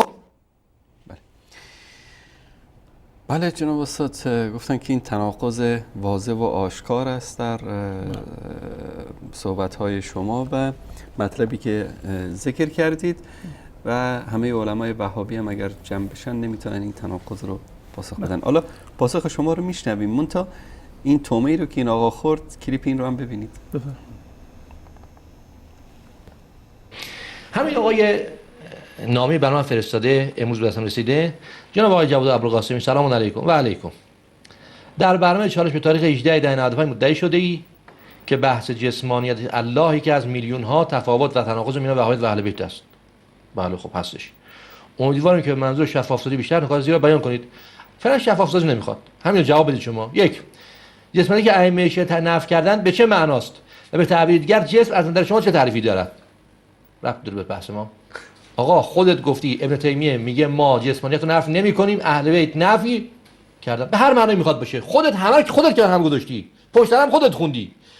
جسمانیتی که ابن تیمیه گفته ما نفی نمی‌کنیم و خودت گفتی اهل بیت همین رو نفی کردن. آقا هر چی میخواد باشه. اصلا جسمانیت به معنی پشمک. ابن تیمیه گفته ما ثابت نمی‌کنیم، اهل بیت گفته ما ثابت می‌کنیم. این برای ما مهم نیست. این مغالطه داره کنار، این بازی رو داره کنار. همه میفهمن. دارید فرار میکنی از جواب. پس یک، همون معنایی که خود شما در هر دو عبارت یکی دانستی و به دروغ گفتی همونی که ابن تیمیه گفته بود. بله جسمش همون جسم هست که ابن تیمیه گفته بود، اما اهل بیت صراحتا نفی کردن، ابن تیمیه گفته ما نفی نمی‌کنیم. دو، این اختلاف و تناقض در اثبات و نفی جسمانیت از الله میان وهابیت و ائمه شیعه در چه حدی است؟ به تعبیر دیگه این دو دیدگاه از 100% چند درصد با هم تفاوت و تناقض دارن؟ هیچ. یکی میگه بدعته، یکی میگه نیست. بدعت و سنت با هم اختلاف ندارن؟ یکی میگه بدعت. آقا ابن تیمیه میگه اعتقاد به جسمانیت یا نفی جسمانیت بدعت است. اهل بیت میگن آقا نه، ما صریحاً بدعت گذاریم طبق نظر ابن تیمیه. بدعت با سنت یکی به نظر شما؟ 100% اختلاف دارن. سه، اختلاف در جسمانیت الله در طبقه بندی میان میلیون ها تفاوت به قول شما در کدام ردیف شما است؟ خب جسمانیت الله یک، شما مجسمه این خدا رو جسم میدونید، در درجه اول قرار داره. اصلا اون اول خشت اول چون نهد معمار کج، وقتش خدای شما جسم شد تا ثریا میرود دیوار کج. بله حضرت استاد این آخوند پشمک خور اسم جدید براش بگذاریم شاید بهتر از شطور نمیدونم که نیازی به رد داره یا بینندگان عزیز مشخص یعنی شده برایشون. به هر صورت این هم روش آقایونی هست که یعنی در بحث علمی این گونه این یعنی ادبیاتشون که میخوان بحث علمی بکنند ادعا میکنند که ما آمادیم با شما مناظره بکنیم و از پشماک و نمیدونم که این مسائلش الان بحث علمی هست. البته ایشون میگن که هست درس قرآن هم خوندن، شاید که به یاد سعید طوسی افتادن این اصطلاحات رو استفاده. و جالب این است که ایشون میگه که من گفتم جسمانیت رو تعریف میگه ارتباطی داره به بحث ما. خب وقتی که بحث ما اساسا روی اثبات یا نفی جسمانیت هست، تا زمانی که بینندگان نفهمند که جسمانیت یعنی چی، چطور نمیخواد این اثبات بکنی یا نفی بکنی. وقتی که من بگویم الله جسم هست یا جسم نیست، نباید یک تعریفی رو بدم به بینندگان عزیز که منظور من از جسمانیت چی هست؟ برای اثبات یا نفی هر مطلبی ابتدا باید واضح باشه که این جسم یا هر مطلبی دیگر معنی و مفهومش در واقع چی هست. خب این یک مطلب. بگذاریم از این تعریف نکردن چندان برای ما مهم نیست. اگر تعریف میکردن خب یک مقدار بحثشون یعنی مشخصتر و دایرهش مشخصتر میشد. بعد از این گفتند که این جریان جسمانیت الله اثبات یا نفسش 100% اختلافه، یعنی تناقض محضه، یعنی اختلافش به اندازه تاریکی و روشنایی هست، به هیچ عنوان قابل جمع نیستن. خب این حرفشون گفت در حد بدعت و سنت هست، یا در صراحتاً گفتن 100% در این زمینه اختلاف وجود داره. و سوال بعدی که گفتم که در چه ردیفی قرار داره، هر چی ما سوال کردیم آقا این بیایید مشخص بکنید که اولین مشکل شما با وهابیت چی هست، بالاترین مسئله کدوم هست، نیومدن بگن، نهایتش الحمدلله اومدن میگه که در درجه اول قرار دارد. مهمترین مسئله اختلافی که بین وهابیت و بین اهل بیت وجود داره این مسئله هست و اثبات جسمانیت یا عدم اثبات جسمانیت برای الله متعال هست. و شیخ الاسلام ابن تیمیه رحمت الله علیه درباره جسمانیت در تمام کتابهایش اینقدر صحبت کردند که هیچ جای ابهامی باقی نمونده. یعنی کسی که بگه که محمد ابن شیخ الاسلام ابن تیمیه قائل به جسمانیت الله متعال هست، الله را جسم میدوند، یا آدم نادانی هست کتابهای ابن تیمیه رو نخونده، یا انسانی معاند و مغرضی هست. غیر از این دو امکان نداره، یا این که اصلا معنی جسمانیت رو نفهمیده باشه. قبل از این که من بپردازم به خود مطالبی که شیخ الاسلام ابن تیمیه رحمت الله علیه در مورد جسمانیت گفتم، من ابتدا اول همین جمله رو نشون بدم خدمت بینندگان عزیز که ایشون از این مطلبی رو که من هفته گذشته با این که ارتباطی با اصل قاعده بنده نداشت، من این رو خدمت بینندگان عزیز به این خاطر نمایش دادم. در اینجا شیخ الاسلام ابن تیمیه میگوید و اما الشرع، قبل از بحث چی کرده و فی الکلام و هذا الکلام فی لفظ الجسم من حیث اللغه، در مورد معنی لغوی جسم قبلا صحبت کرده. میگه و اما الشرع، اما از نظر شرع آیا این لفظ در شرع کاربرد داره، وارد شده در قرآن و حدیث یا وارد نشده؟ فمعلوم انه لم ينقل عن احد من الانبیاء ولا الصحابه ولا التابعین ولا سلف الامه ان الله جسم. نیومده که اهل بیت رسول الله یا صحابه و انبیا این لفظ رو برای الله متعال استفاده کرده باشند که بگویند که الله متعال چی هست؟ جسم هست. یعنی بحث روی کاربرد لفظ جسم برای الله متعال هست. اما این توضیح رو بدم برای روایتی که از کتاب‌های شیعه اومده که الله متعال جسم نیست. اولا که باید اثبات بشه که این روایات اهل بیت، زیرا که این اصطلاحات اساساً اصطلاحات متکلمین هست، نه ائمه بزرگوار و اهل بیت و بقیه. بالفرض هم که ائمه گفته باشند، معنیش چی هست که ائمه گفته و نفیش کردن؟ به هر صورت ولا سلف الامه ان الله جسم او ان الله لیس بجسم. این بحث جسم را، یعنی کلمه جسم را، اصطلاح جسم را و این واژه را نه اثباتش اومده و نه نفیش اومده. بل النفی و الاثبات بدعتون فی الشرع. اثبات این لفظ جسم یا معتقد بودن به این که الله متعال جسم هست یا جسم نیست، این میگه که بدعتون فی الشرع. خب مشخصم که در اینجا بدعت یک بدعت عبادی در واقع نیست، یک بدعت لغوی هست. یعنی این اصطلاح در شریعت کاربرد نداشته، قبلا ذکر نشده، اولا برای اولین بار این افراد آورده بودن. الان این مطلب رو من بیشتر توضیح نمیدم، به همین اندازه کفایت میکنم. بالفرض همین که همین جمله اگر غیر از این جمله ابن تیمیه جمله دیگری اصلا نمی داشت، غیر از این جمله ابن تیمیه جمله دیگری نمی داشت و توضیح بیشتری رو نمیداد، خب در اینجا اومده که ابن تیمیه میگه که نه الله جسم هست، من نمیگم که الله جسم هست و نمیگم که الله جسم نیست، نه نفیش میکنم و نه اثباتش، قطع نظر از این که معنیش چی هست. و ابن تیمیه جسمانیت رو نفی کرده از الله متعال. اما در اینجا همین جمله رو، همین چیزی رو که آقایون فهمیدن که ابن تیمیه گفته که از سلف هیچ کسی نگفته که الله جسم هست یا الله جسم نیست. نفی و اثبات هر دوتا در شریعت در واقع بدعت است. الان دو تا جمله، ابن تیمیه چی میگوید؟ ابن تیمیه میگوید که دوستان عزیز توجه بکنن، دقت بکنن، گرچه توضیحش اصل مطلب میخوام بگم این نیست، بالفرض هم که غیر از این جمله دیگری ابن تیمیه نداشته باشه. ابن تیمیه میگوید که من نمیگویم که الله جسم هست، چرا که معتقد به جسمانیت نیست، اثبات نمیکنه برای الله متعال. من نمیگویم که الله جسم است. اهل بیت بالفرض این که مطلب ازشون ثابت شده باشه چی میگفتن؟ الله متعال جسم نیست. ابن تیمیه میگه که من نمیگویم که الله جسم هست، اهل بیت میگن که الله جسم نیست. چقدر با هم دیگه تفاوت دارن؟ هر دوتا جسمانیت الله متعال رو نفی کردن.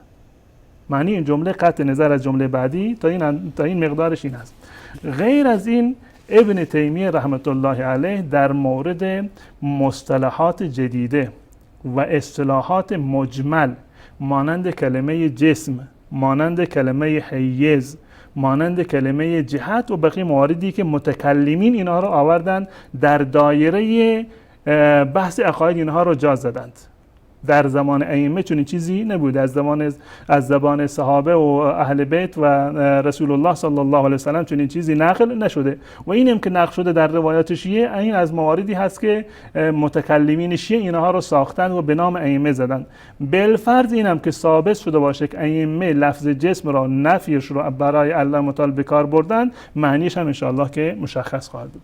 خب میریم سراغ ابن تیمیه که آیا ابن تیمیه جسمانیت الله متعال را قبول دارد، معتقد هست که الله متعال جسم هست، یا اینکه جسمانیت الله متعال را نفی می‌کند؟ عرض کردم که ابن تیمیه در تمام کتاب‌هایش، در مجموع فتاوایش این آورده، در شرح عقیده واسطه این آورده، در شرح حدیث نزول این آورده، در تعارض عقل و نقل این آورده، در منهاج السنه این آورده و در رد در واقع اهل کتاب این آورده. در کتاب ابن تیمیه در این زمینه واقعا پر هست که این اگر که بخوایم این تنها لفظ جسم رو، مباحثی رو که ابن تیمیه در مورد لفظ جسم کرده اگر جمع بکنیم یک کتاب خیلی قطور خواهد بود. خب در اینجا ابن تیمیه چی میگوید؟ حتی در همین من قبل از اینکه برم سراغ کتاب دیگرش در همینجا ببینیم با هم دیگر ابن تیمیه چی میگه.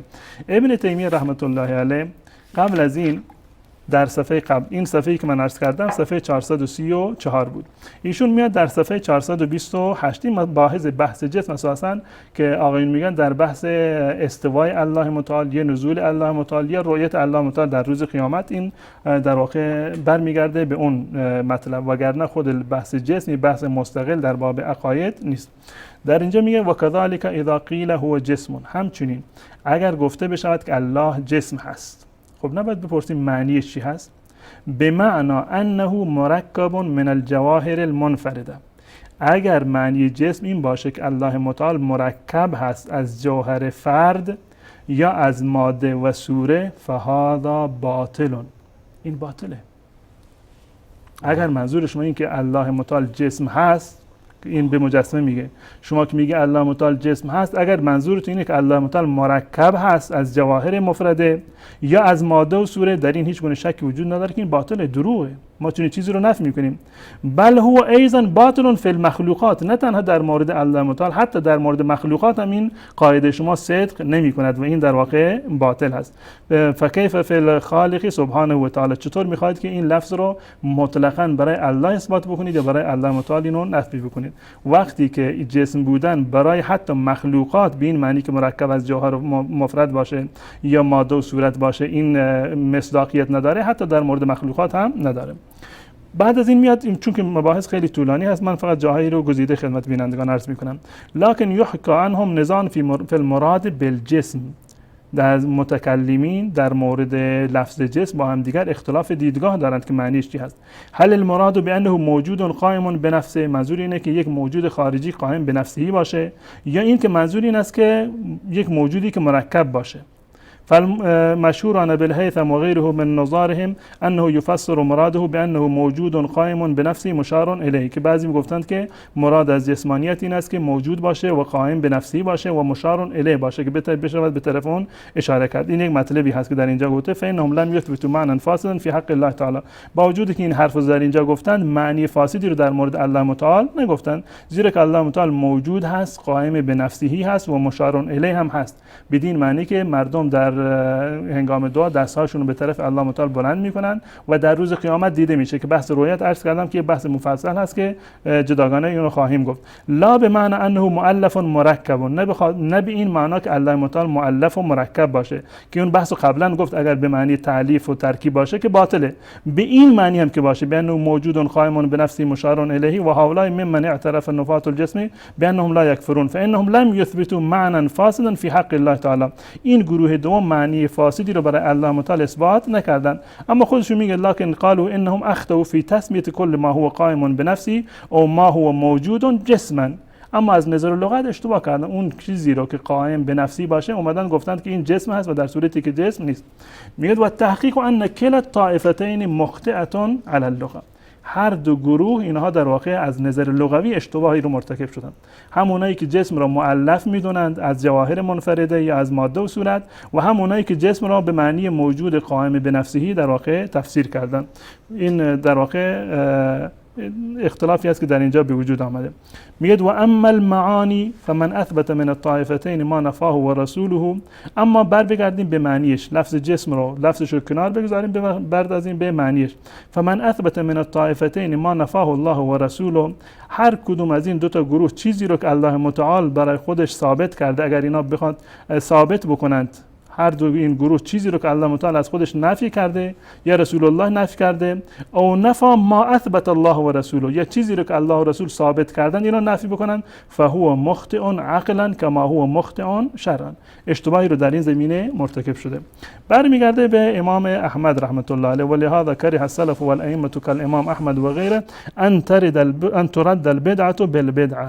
گفتند که بدعت رو نباید با بدعت جواب بدیم، بلکه ما باید مقید به الفاظ شرعی باشیم. مطلبی رو در اینجا توضیح داده و برمیگرده در صفحه بعد و نبه احمد علی ان هذا اللفظ لا یدرى ما یریدون.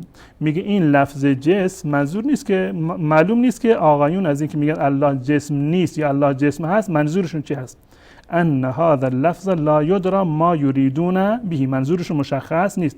و اذا لم یعرف مراد المتکلم به لم یوافقه لا علی اثباته ولا علی نفیه.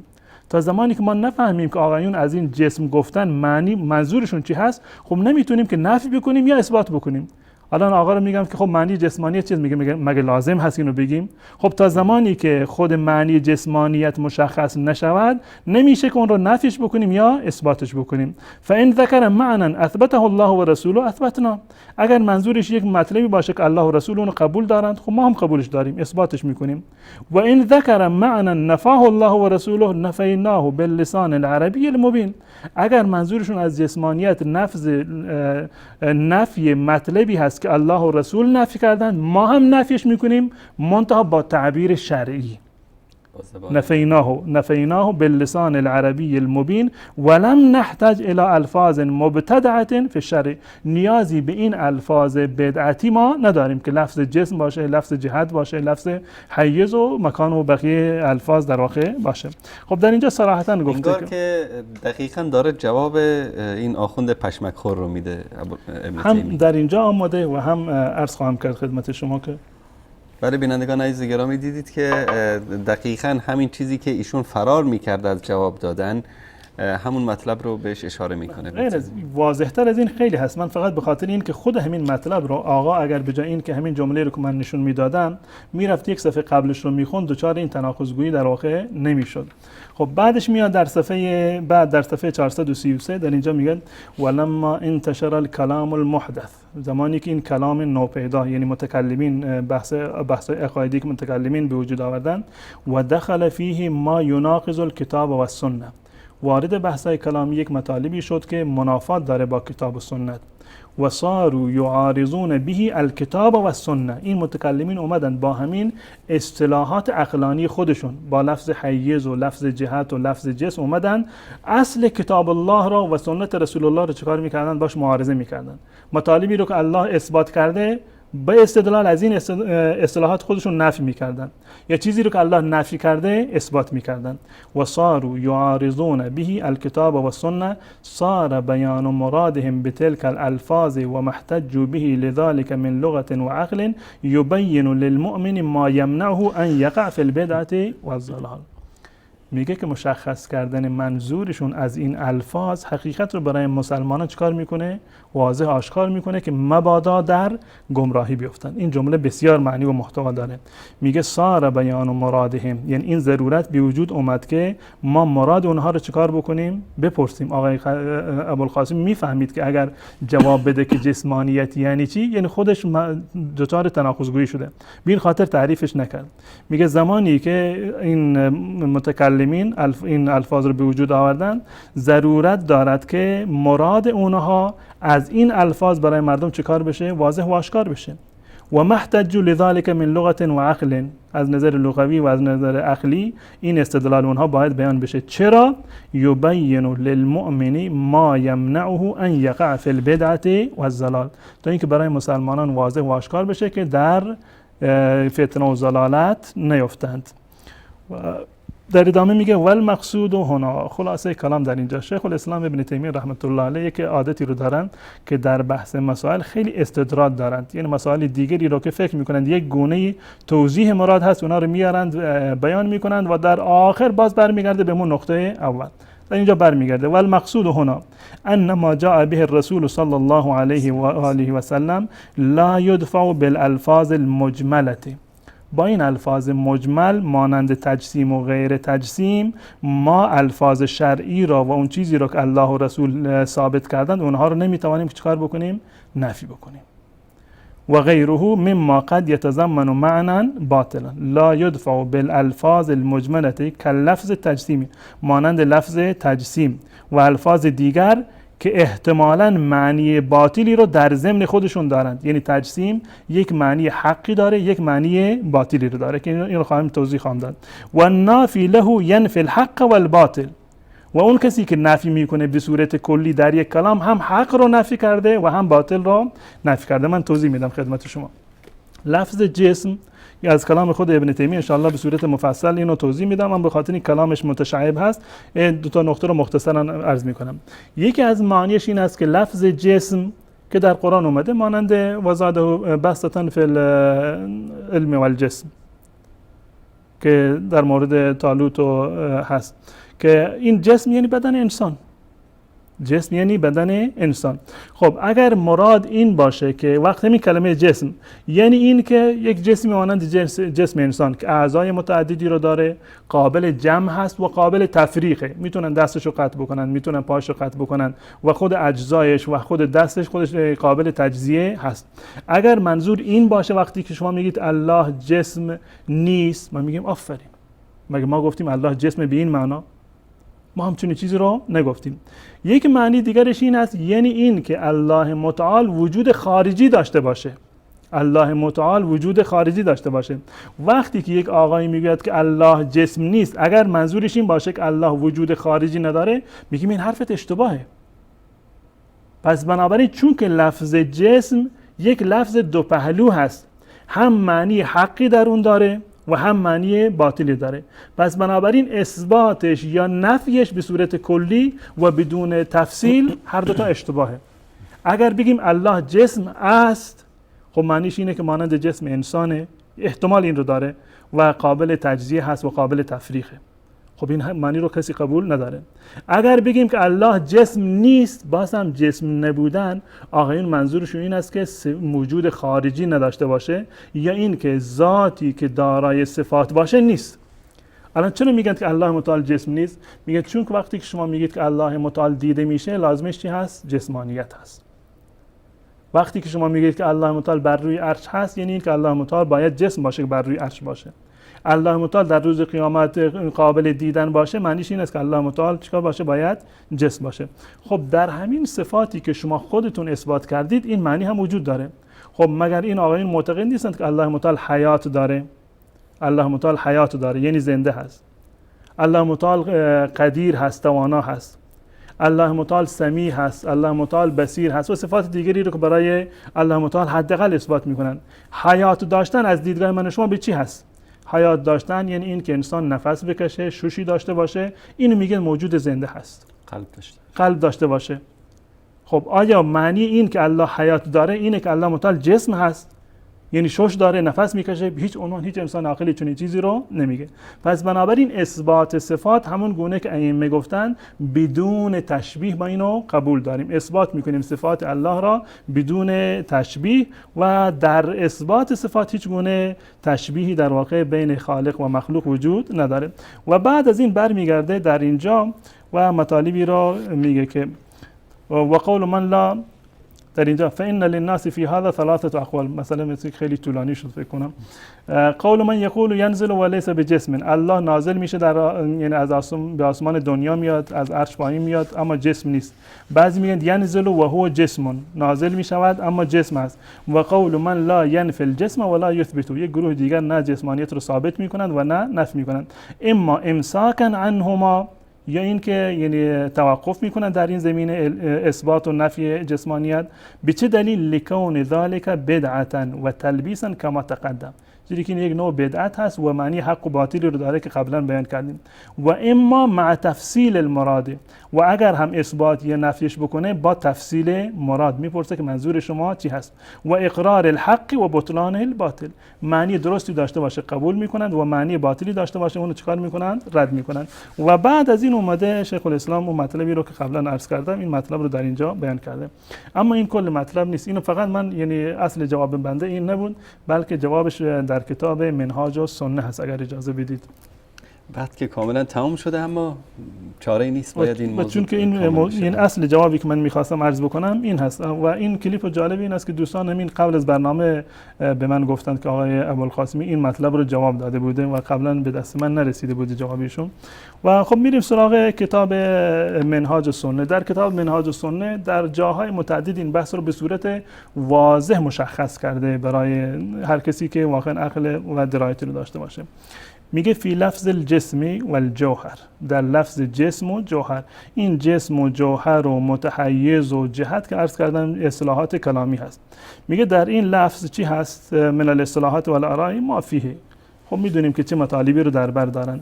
لهذا و غیره لم یسق اطلاق اثباته ولا نفی. پس بنابراین اطلاق اثبات اینها یا نفیش درست نیست. این که مطلقاً ما اینها رو ثابت بکنیم در یک کلام بگیم که الله جسم است یا جسم نیست، این کار درست نیست. چرا؟ زیرا که معنی حق و باطلی در اینها وجود داره و امکان داره که دیگران سوء استفاده بکنن. خب بعد چه کار بکنیم؟ بل اذا قال القائل، اگر یک کسی به ما بگه که ان الباری تعالی جسم، یک مجسم میاد به ما میگه که الله جسم هست، ما چه کار بگیم؟ بگیم که دروغ گفتی یا بگیم که راست گفتی؟ قیل له، به اون ما جواب میدیم اتريد انه مرکب من الاجزاء الذي كان متفرقا فركب، منظورت از جسم این است که الله متعال اجزای متفرقی بوده که الان یک جا شدند. او انه یقبل التفریق، منظورت از جسم این است که وجود الله متعال قابل تفریق و قابل تجزیه هست، یا اینکه خود به خود جمع شده یا کسی دیگر اون رو جمع کرده. او انه من جنس شیء من المخلوقات، منظورت از جسم بودن این است که الله مثل مخلوقات هست. او انه مرکب من الماده و الصوره، منظور اینه که الله متعال ماده و صوره هست یا از جواهر منفرده در واقع الله متعال تشکیل یافته. فإن قال هذا، اگر گفت منظورم این هست، قیل هذا باطل، این حرفت باطله. کسی نگفته الله جسم هست، یعنی این که ذات الله متعال مرکب هست از اجزایی که قابل تجزیه و تفریق باشه. و این قال اريد به انه موجود، اما اگر گفت منظور من این که میگم الله متعال جسم هست، منظور این هست که الله موجوده، من هدف دیگری ندارم، میخوام بگم که الله متعال وجود خارجی داره. او قائم بنفسه، یک وجود خارجی مستقل داره. کما یذکر عن هشام و محمد و ابن کرام و غیرهما مما اطلق هذا اللفظ. او انه موصوف، یا این که بگوید منظور من از این که الله جسم هست، منظور این است که الله متعال موصوف هست به صفاتی. منظور اینه که الله خالق هست، الله رازق هست، الله سمیع هست، الله بصیر هست، الله علیم هست، الله حیات داره. اگر گفت منظورم این هست، او انه یرا فی الاخرته، اگر گفت منظورم این است که در آخرت دیده می شود یا امکان یا رؤیتش ممکن هست، یا منظورم این است که الله متعال مباین از عالم هست، یعنی وابسته به دنیا نیست، چسبیده به دنیا نیست. و نحو هذه المعانی ثابته بالشرع و العقل، و معانی دیگری که از عقل و شرع چه کار است؟ ثابت است. قیل له هذه المعانی صحیحه، این معنی که گفتی صحیحه. اگر معنی وقتی میگه الله جسم هست منظورت این باشه که الله وجود خارجی داره، الله سمیع، الله بصیر، الله حیات داره، الله قدرت داره، الله خالق، الله رازق، این حرف درسته، اشکالی نداره. اما اشکال کارت کجا هست؟ ولكن اطلاق هذا اللفظ على هذا بدعة في الشرع. اما اطلاق این لفظ برای این مطلب این یک نوع بدعتی در شرع، نه خدا گفته و نه پیغمبر گفته و نه صحابه گفتند و نه اهل بیت گفته. مخالفتون للغتی، از نظر لغوی هم اشکالاتی داره که خودش میاد توضیح میده این مطلب رو. فاللفظ اذا احتمل المعنى الحق والباطل، یعنی با این صراحت ببین چه اندازه توضیح میده. میگه یک لفظ وقتی که احتمال معنی و حق و باطلی رو داره لم یطلق، اون مطلقا نمیشه نفی کرد یا اثبات کرد، زیرا که اگر مطلقا نفیش بکنیم هم حق رو نفی کردیم هم باطل رو، مطلقا اثباتش بکنیم هم حق رو اثبات کردیم و هم باطل رو اثبات کردیم، چون این امکانی در واقع به خاطر این اطلاق نمی‌کنیم. فاللفظ اذا احتمل المعنى الحق والباطل لم يطلق بل يجب ان يكون اللفظ مثبتا للحق نافيا للباطل. الفاظ باید بگونه‌ای باشند که حق را اثبات بکنند و باطل رو چیکار بکنند؟ نفی بکنند. هرچی بیشتر میخونید از این کتاب ها واضح‌تر میشه که چرا این آقا پاسخ نداد به سوال اولی که حضرت استاد در نامه ذکر کرده بودن و رفت سراغ پشمک خوردن.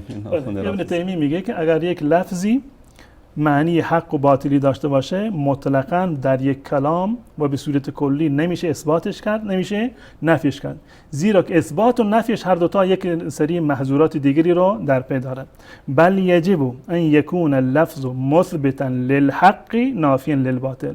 الفاظی رو که برای الله به کار میبرید باید مثبت حق باشند، گویای حق باشند و نفی کننده باطل. خب این صورت اول بود که اگر یک کسی بگه که الله جسم هست، ما میپرسیم اگر منظورت اینه که مثل مخلوقات مرکب هست، از جوهر منفرده ترکیب شده یا از در واقع جوهر و صورت مرکب شده یا قابل تجزیه هست، قابل تفریق هست، ما میگیم که اشتباه کردی، اینو ما رد میکنیم.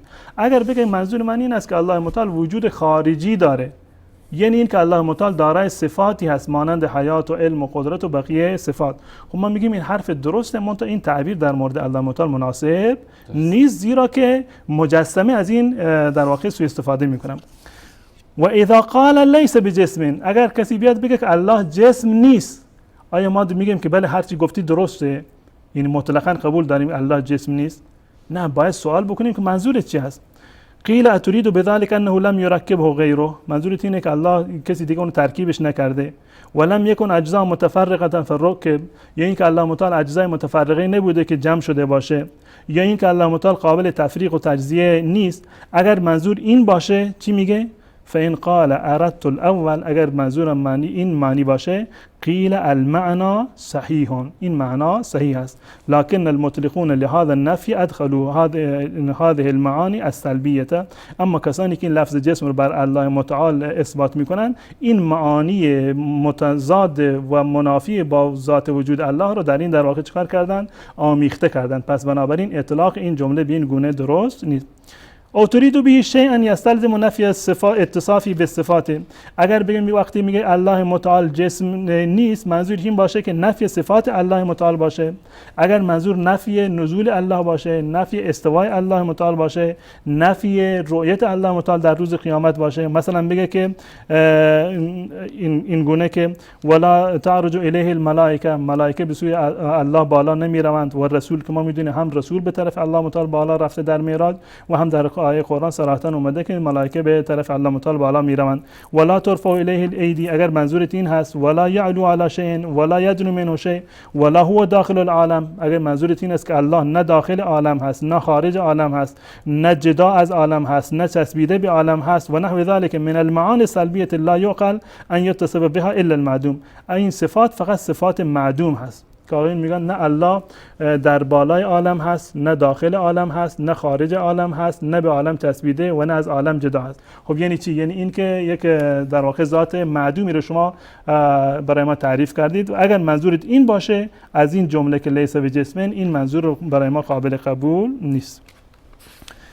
و در جای دیگر این اصل رو در اینجا بیان کرده. میگه والاصل الذی یجب علی المسلمین، اصلی که برای هر مسلمان واجب هست، ان ما ثبت عن الرسول وجب الایمان به، ایمان به آن واجب هست. فیصدق خبره و یطاع امره، و ما لم یثبت عن الرسول فلا یجب الحکم فیه بنفی ولا اثبات، حکمی که از رسول ثابت نشده نفی و اثبات آن لازم نیست. فلا یجب الحکم فیه بنفی ولا اثبات حتی یعلم مراد المتکلم، تا زمانی که مراد متکلم مشخص نشده باشه.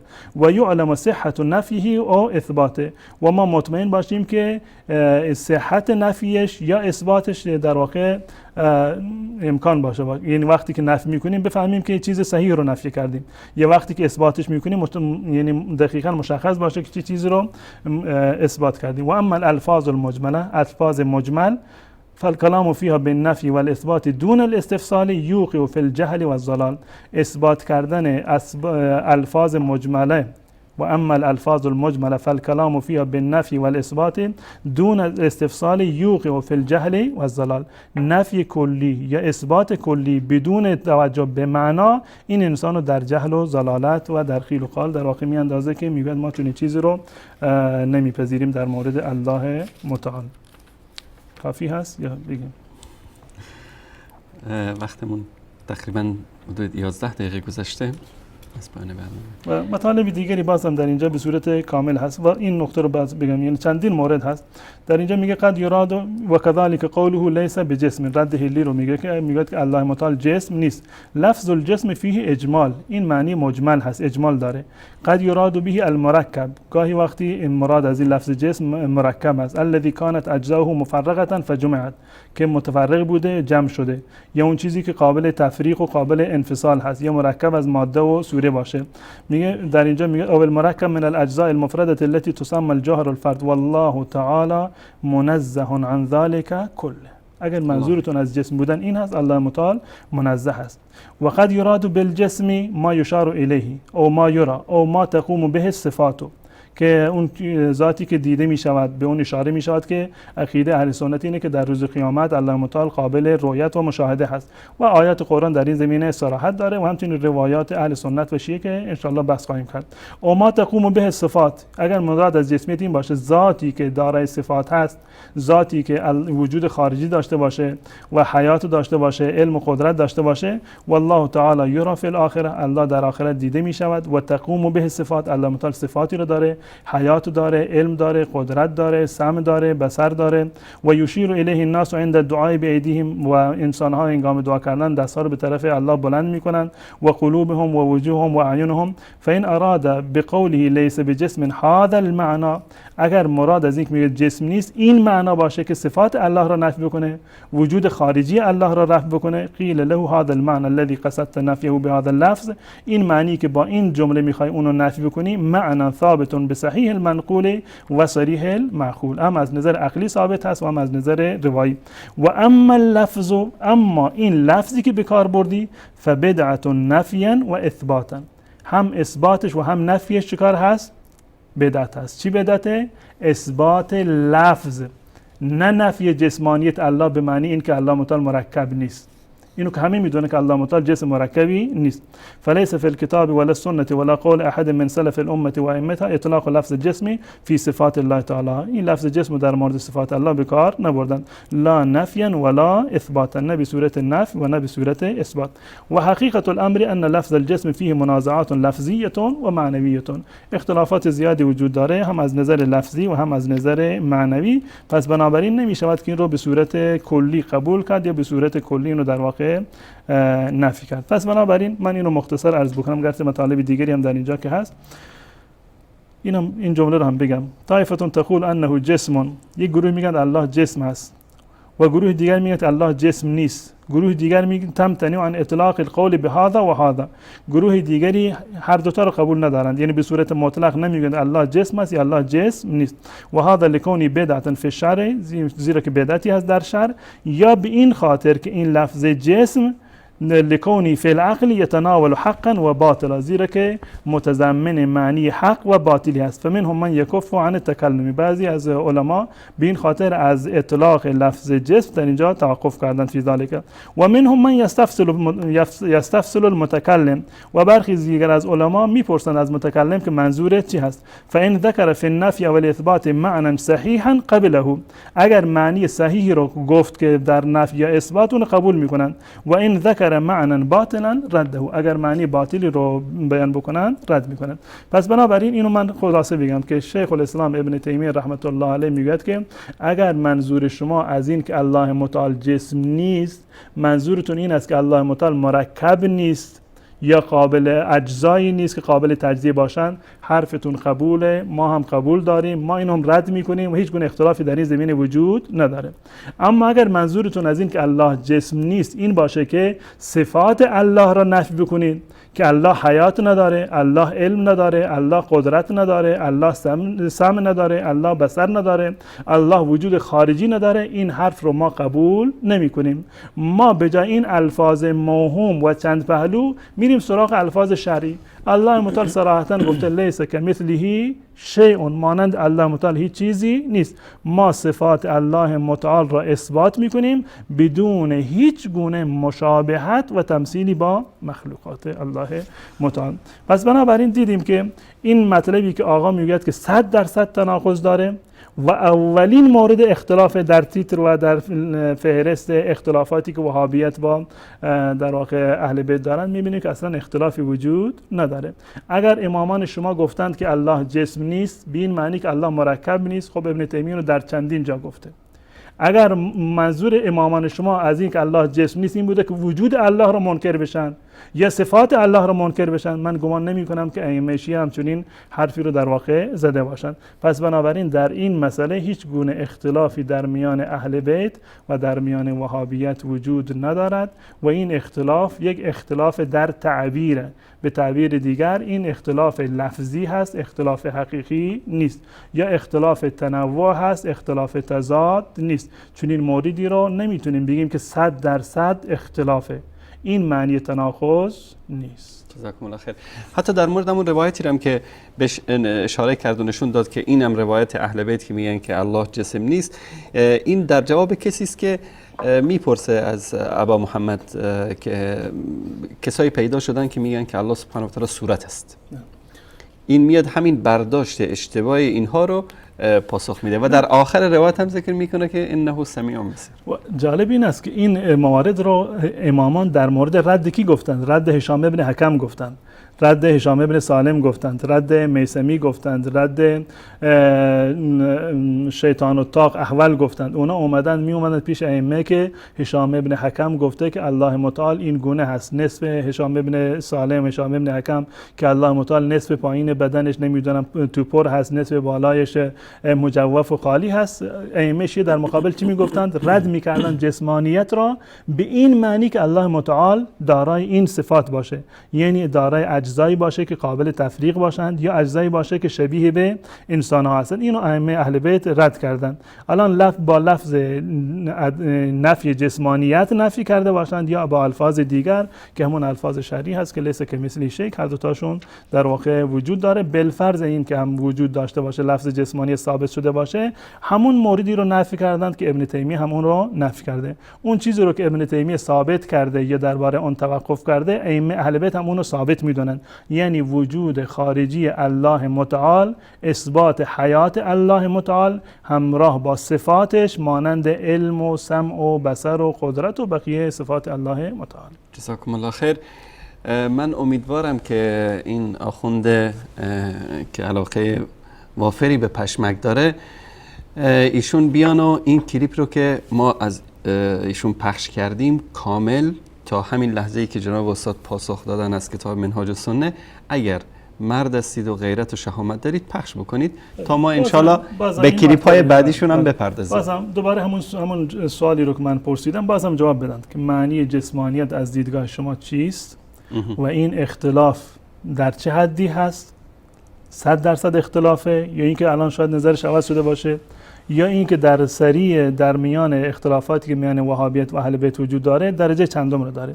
اگر تمام اختلافات و اختلاف اصلی که وهابیت با اهل بیت داره این که چیز جزئی هست، حل شد، تمام شد. فرارش از جواب دادن به خاطر مشکل روایت‌هایی است که هفته گذشته شما از کتب اینا ذکر کردید و من فقط تیتروار اینجا یادداشت کردم. خدای آقای ابوالقاسمی و قزوینی تا ناف تو خالی است.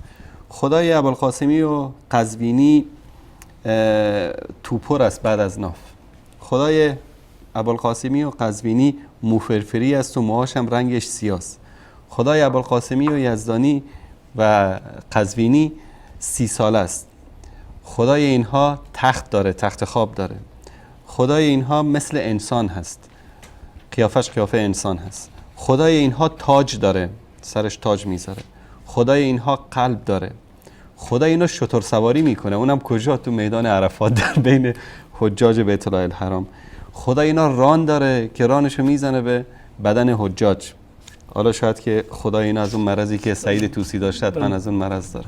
من یک نکته رو توضیح بدم خدمت شما در مورد صفات الله متعال. ما عرض کردیم که اصل اهل سنت و الجماعت و قاعدهشون و همچنین قاعده اهل بیت رسول الله صلی الله علیه و سلم اثبات صفات بدون تشبیه است. یعنی به هیچ عنوان صفات الله متعال را با صفات مخلوقات ما تشبیه نمی کنیم. وگرنه اگر بخوایم تشبیه بکنیم خب همین باید که نفی بکنیم. به طور مثال الله میشنود، خب انسان هم میشنوه. باید فرار از این باید بگیم که الله نمیشنود، این راه درستش هست. الله حیات داره، انسان هم حیات داره. آیا چون که انسان شش داره نفس میکشه پس بنابراین این حیات رو با اون حیات مقایسه بکنیم و بگیم نه اصلا الله متعال حیات نداره؟ این راه درستش نیست. راه درستش این است که اثبات صفات بدون تشبیه. همان گونه که ذات الله متعال با ذات انسان یکی نیست، وجود الله متعال با وجود انسان یکی نیست، حیات الله با حیات انسان یکی نیست، همین گونه صفات الله با صفات انسان ها یکی نیست. سمعش، بصرش، علمش، قدرتش و بقیه تمام مواردی که الله متعال در واقع داره، حتی مثلا آیاتی که اومده در مورد پا، در مورد دست و در مورد بقیه مواردی که اومده، به هیچ عنوان اینها رو نمیشود که تشبیه بکنیم، بلکه همان گونه که ذات الله متعال متفاوت با ذات انسان هست، صفاتش هم متفاوت با صفات انسان هست و هر گونه تأویلی منجر به تعطیل می شود. هر گونه تعویلی منجر به تعطیل میشه. من یک مثال بزنم برای شما.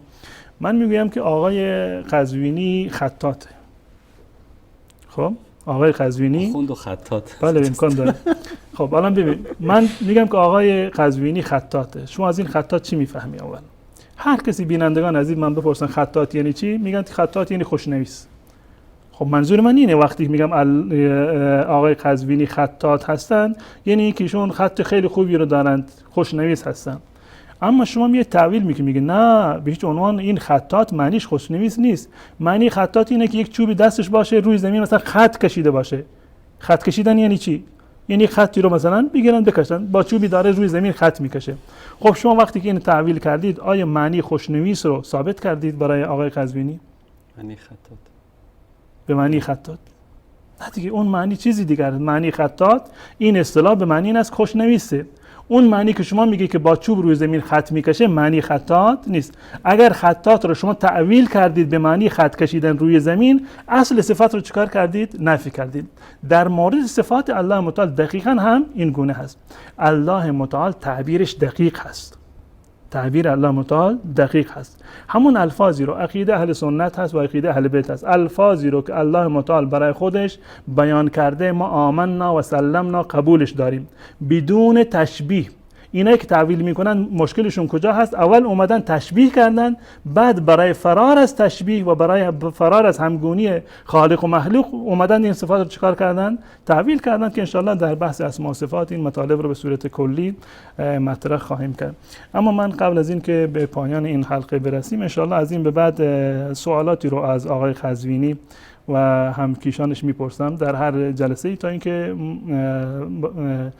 مسائل واضح و آشکار بشه. بحث امروز ما در مورد ندا و دعا و طلب حاجت از غیر الله بود. چند سوال در این زمینه من از آقای قزوینی دارم، ان شاء الله که اینها رو جواب بدم. سوال اول، آیا طلب حاجت از عیسی مسیح برای یک مسلمان جایز هست؟ مثلا مسلمان میتواند بگوید یا عیسی مدد، همون گونه که میتونه بگه که یا علی مدد.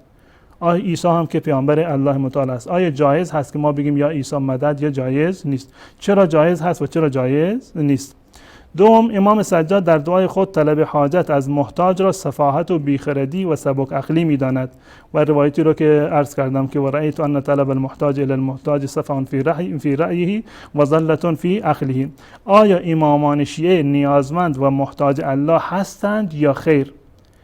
اگر نیازمند نیستند دلیل، اگر نیازمند هستند آیا طلب دعا از امامی که خودش نیازمند الله هست شامل این قاعده می شود که امام سجاد بیان فرمودند یا خیر؟ سوال 3، به تصریح روایات شیعه و سنی ود و سواع و یغوث و یعوق و نصر، اینها از اولیاء الهی و نیکوکاران قوم نوح بودند، از اولیا بودند. توسل به اولیا، طلب حاجت از اولیا بنابر اعتقاد آقایون جایز هست. آیا طلب حاجت و به قول شما توسل به آنان جایز هست، به ود و سواع و بقیه نیکوکاران و اولیاء الله در زمان نوح، یا جایز نیست؟ چرا جایزه و چرا جایز نیست؟ و از آقای ابوالقاسمی میپرسیم که آیا جسمانیتی که امامان شیعه نفی کرده اند به معنی وجود خارجی و نفی حیات و قدرت و علم و سمع بصر الله هست یا اینکه معنی دیگری رو دارد؟ انشاءالله که این مسائل رو و این سوالات رو پاسخ بدن تا اینکه مطالب مشخص بشه که اختلاف اصلی در کجا هست و اختلاف در چه حدی هست. جزاکم الله خیر. برای بینندگان عزیز گرامی، اینکه آقای ابوالقاسمی نخواست جواب بده، همونطوری که ذکر کردم از در کتاب‌های خودشان صفات خیلی زشتی رو به الله سبحانه و تعالی نسبت دادن، چه علمای شیعه چه راویان شیعه که در هفته گذشته حضرت مولانا عبدالقدوس دهخان بیان کردم. بعضی اونها رو که من یادداشت کرده بودم، خدای کمردار و کمربندار و یا بند تنبان خدا علیاذ بالله، یا که پاره گوشت خدا، یا که خدای شیعه خودکشی میکنه، یا که 14 تا خدا مثل خودش خلق میکنه، و خدای هفت وجبیشون، خدایی که از خشت طلا ساخته شده، خدای بلورین شیعه. این مطالبی است که در کتاب‌های خودشون هست که امیدواریم که به این مطالب هم پاسخ بدن. و نامه‌ای که شما فرستادید و در این کلیپ هم ما پخش کردیم که ایشون پاسخ داده، هنوز هم ما منتظر پاسخ ایشون به سوال شماره 1 هستیم تا معلوم بشه که آقای ابوالقاسمی چه عقیده و اعتقادی داره. اون مسائل سوالاتی رو که قبلا پرسیدیم اون همچنان سر جای خودش باقی هست. این بزرگترین اختلاف و تناقض وضعیتش این بود. الان بگن درجه 2 درجه 3 چه اختلافی داره و مسائل بعدی ثانوی کدوم هستن، اونا رو مشخص بکنن. انشالله ما با صداقت تمام اینجا جلوی بینندگان عزیز مطرح خواهیم. جزاکم الله خیر. میمونه قضیه تعبیر اسماء و صفات که از کتاب فقه اکبر، و این رو هم پاسخ دادن چون وقت برنامه خیلی هم گذشته بود، تقریبا 28 دقیقه از وقت برنامه گذشته. روز سه‌شنبه آقای ابوالقاسمی بی صبرانه جلوی مانیتور منتظر باش، ان شاءالله پاسخ کوبنده از اون پاسخهایی که دیگه عادت کردی در برنامه آن روزه که ان شاءالله به شما خواهیم داد. و به جای اینکه بیایید توهین و اهانت و فحش و فحشکاری بکنید، پاسخ بدید به سوالاتی که ازتون پرسیده میشه، یا به داد بیچاره مکارم شیرازی برسید که از طریق ایمیل هم فرستادیم، از طریق پست هم فرستادیم، اما سرشو کرده در گدام شکر و همچنین بی پاسخ گذاشته ما رو. جزاکم الله خیر از دوستت. تشکر میکنم از تک تک شما بینندگان عزیز و گرامی و همچنین از همکاران عزیزمون در اتاق فرمان که تا این لحظه با ما بودن، و تا فرصت دیگر و باز هم بیان دروغگویی و تلبیس و خیانت آخوندهای شیعه در قضیه مترسکی که به نام وهابیت درست کردن و اثبات این که عقیده محمد ابن عبدالوهاب دقیقاً همان عقیده ائمه اهل بیت رسول الله صلی الله علیه و آله و سلم است. همه شما عزیزان رو به پروردگار متعال میسپارم و صلی الله علی سیدنا و حبیبنا محمد و علی آله و صحبه اجمعین. السلام علیکم و رحمت الله و برکاته.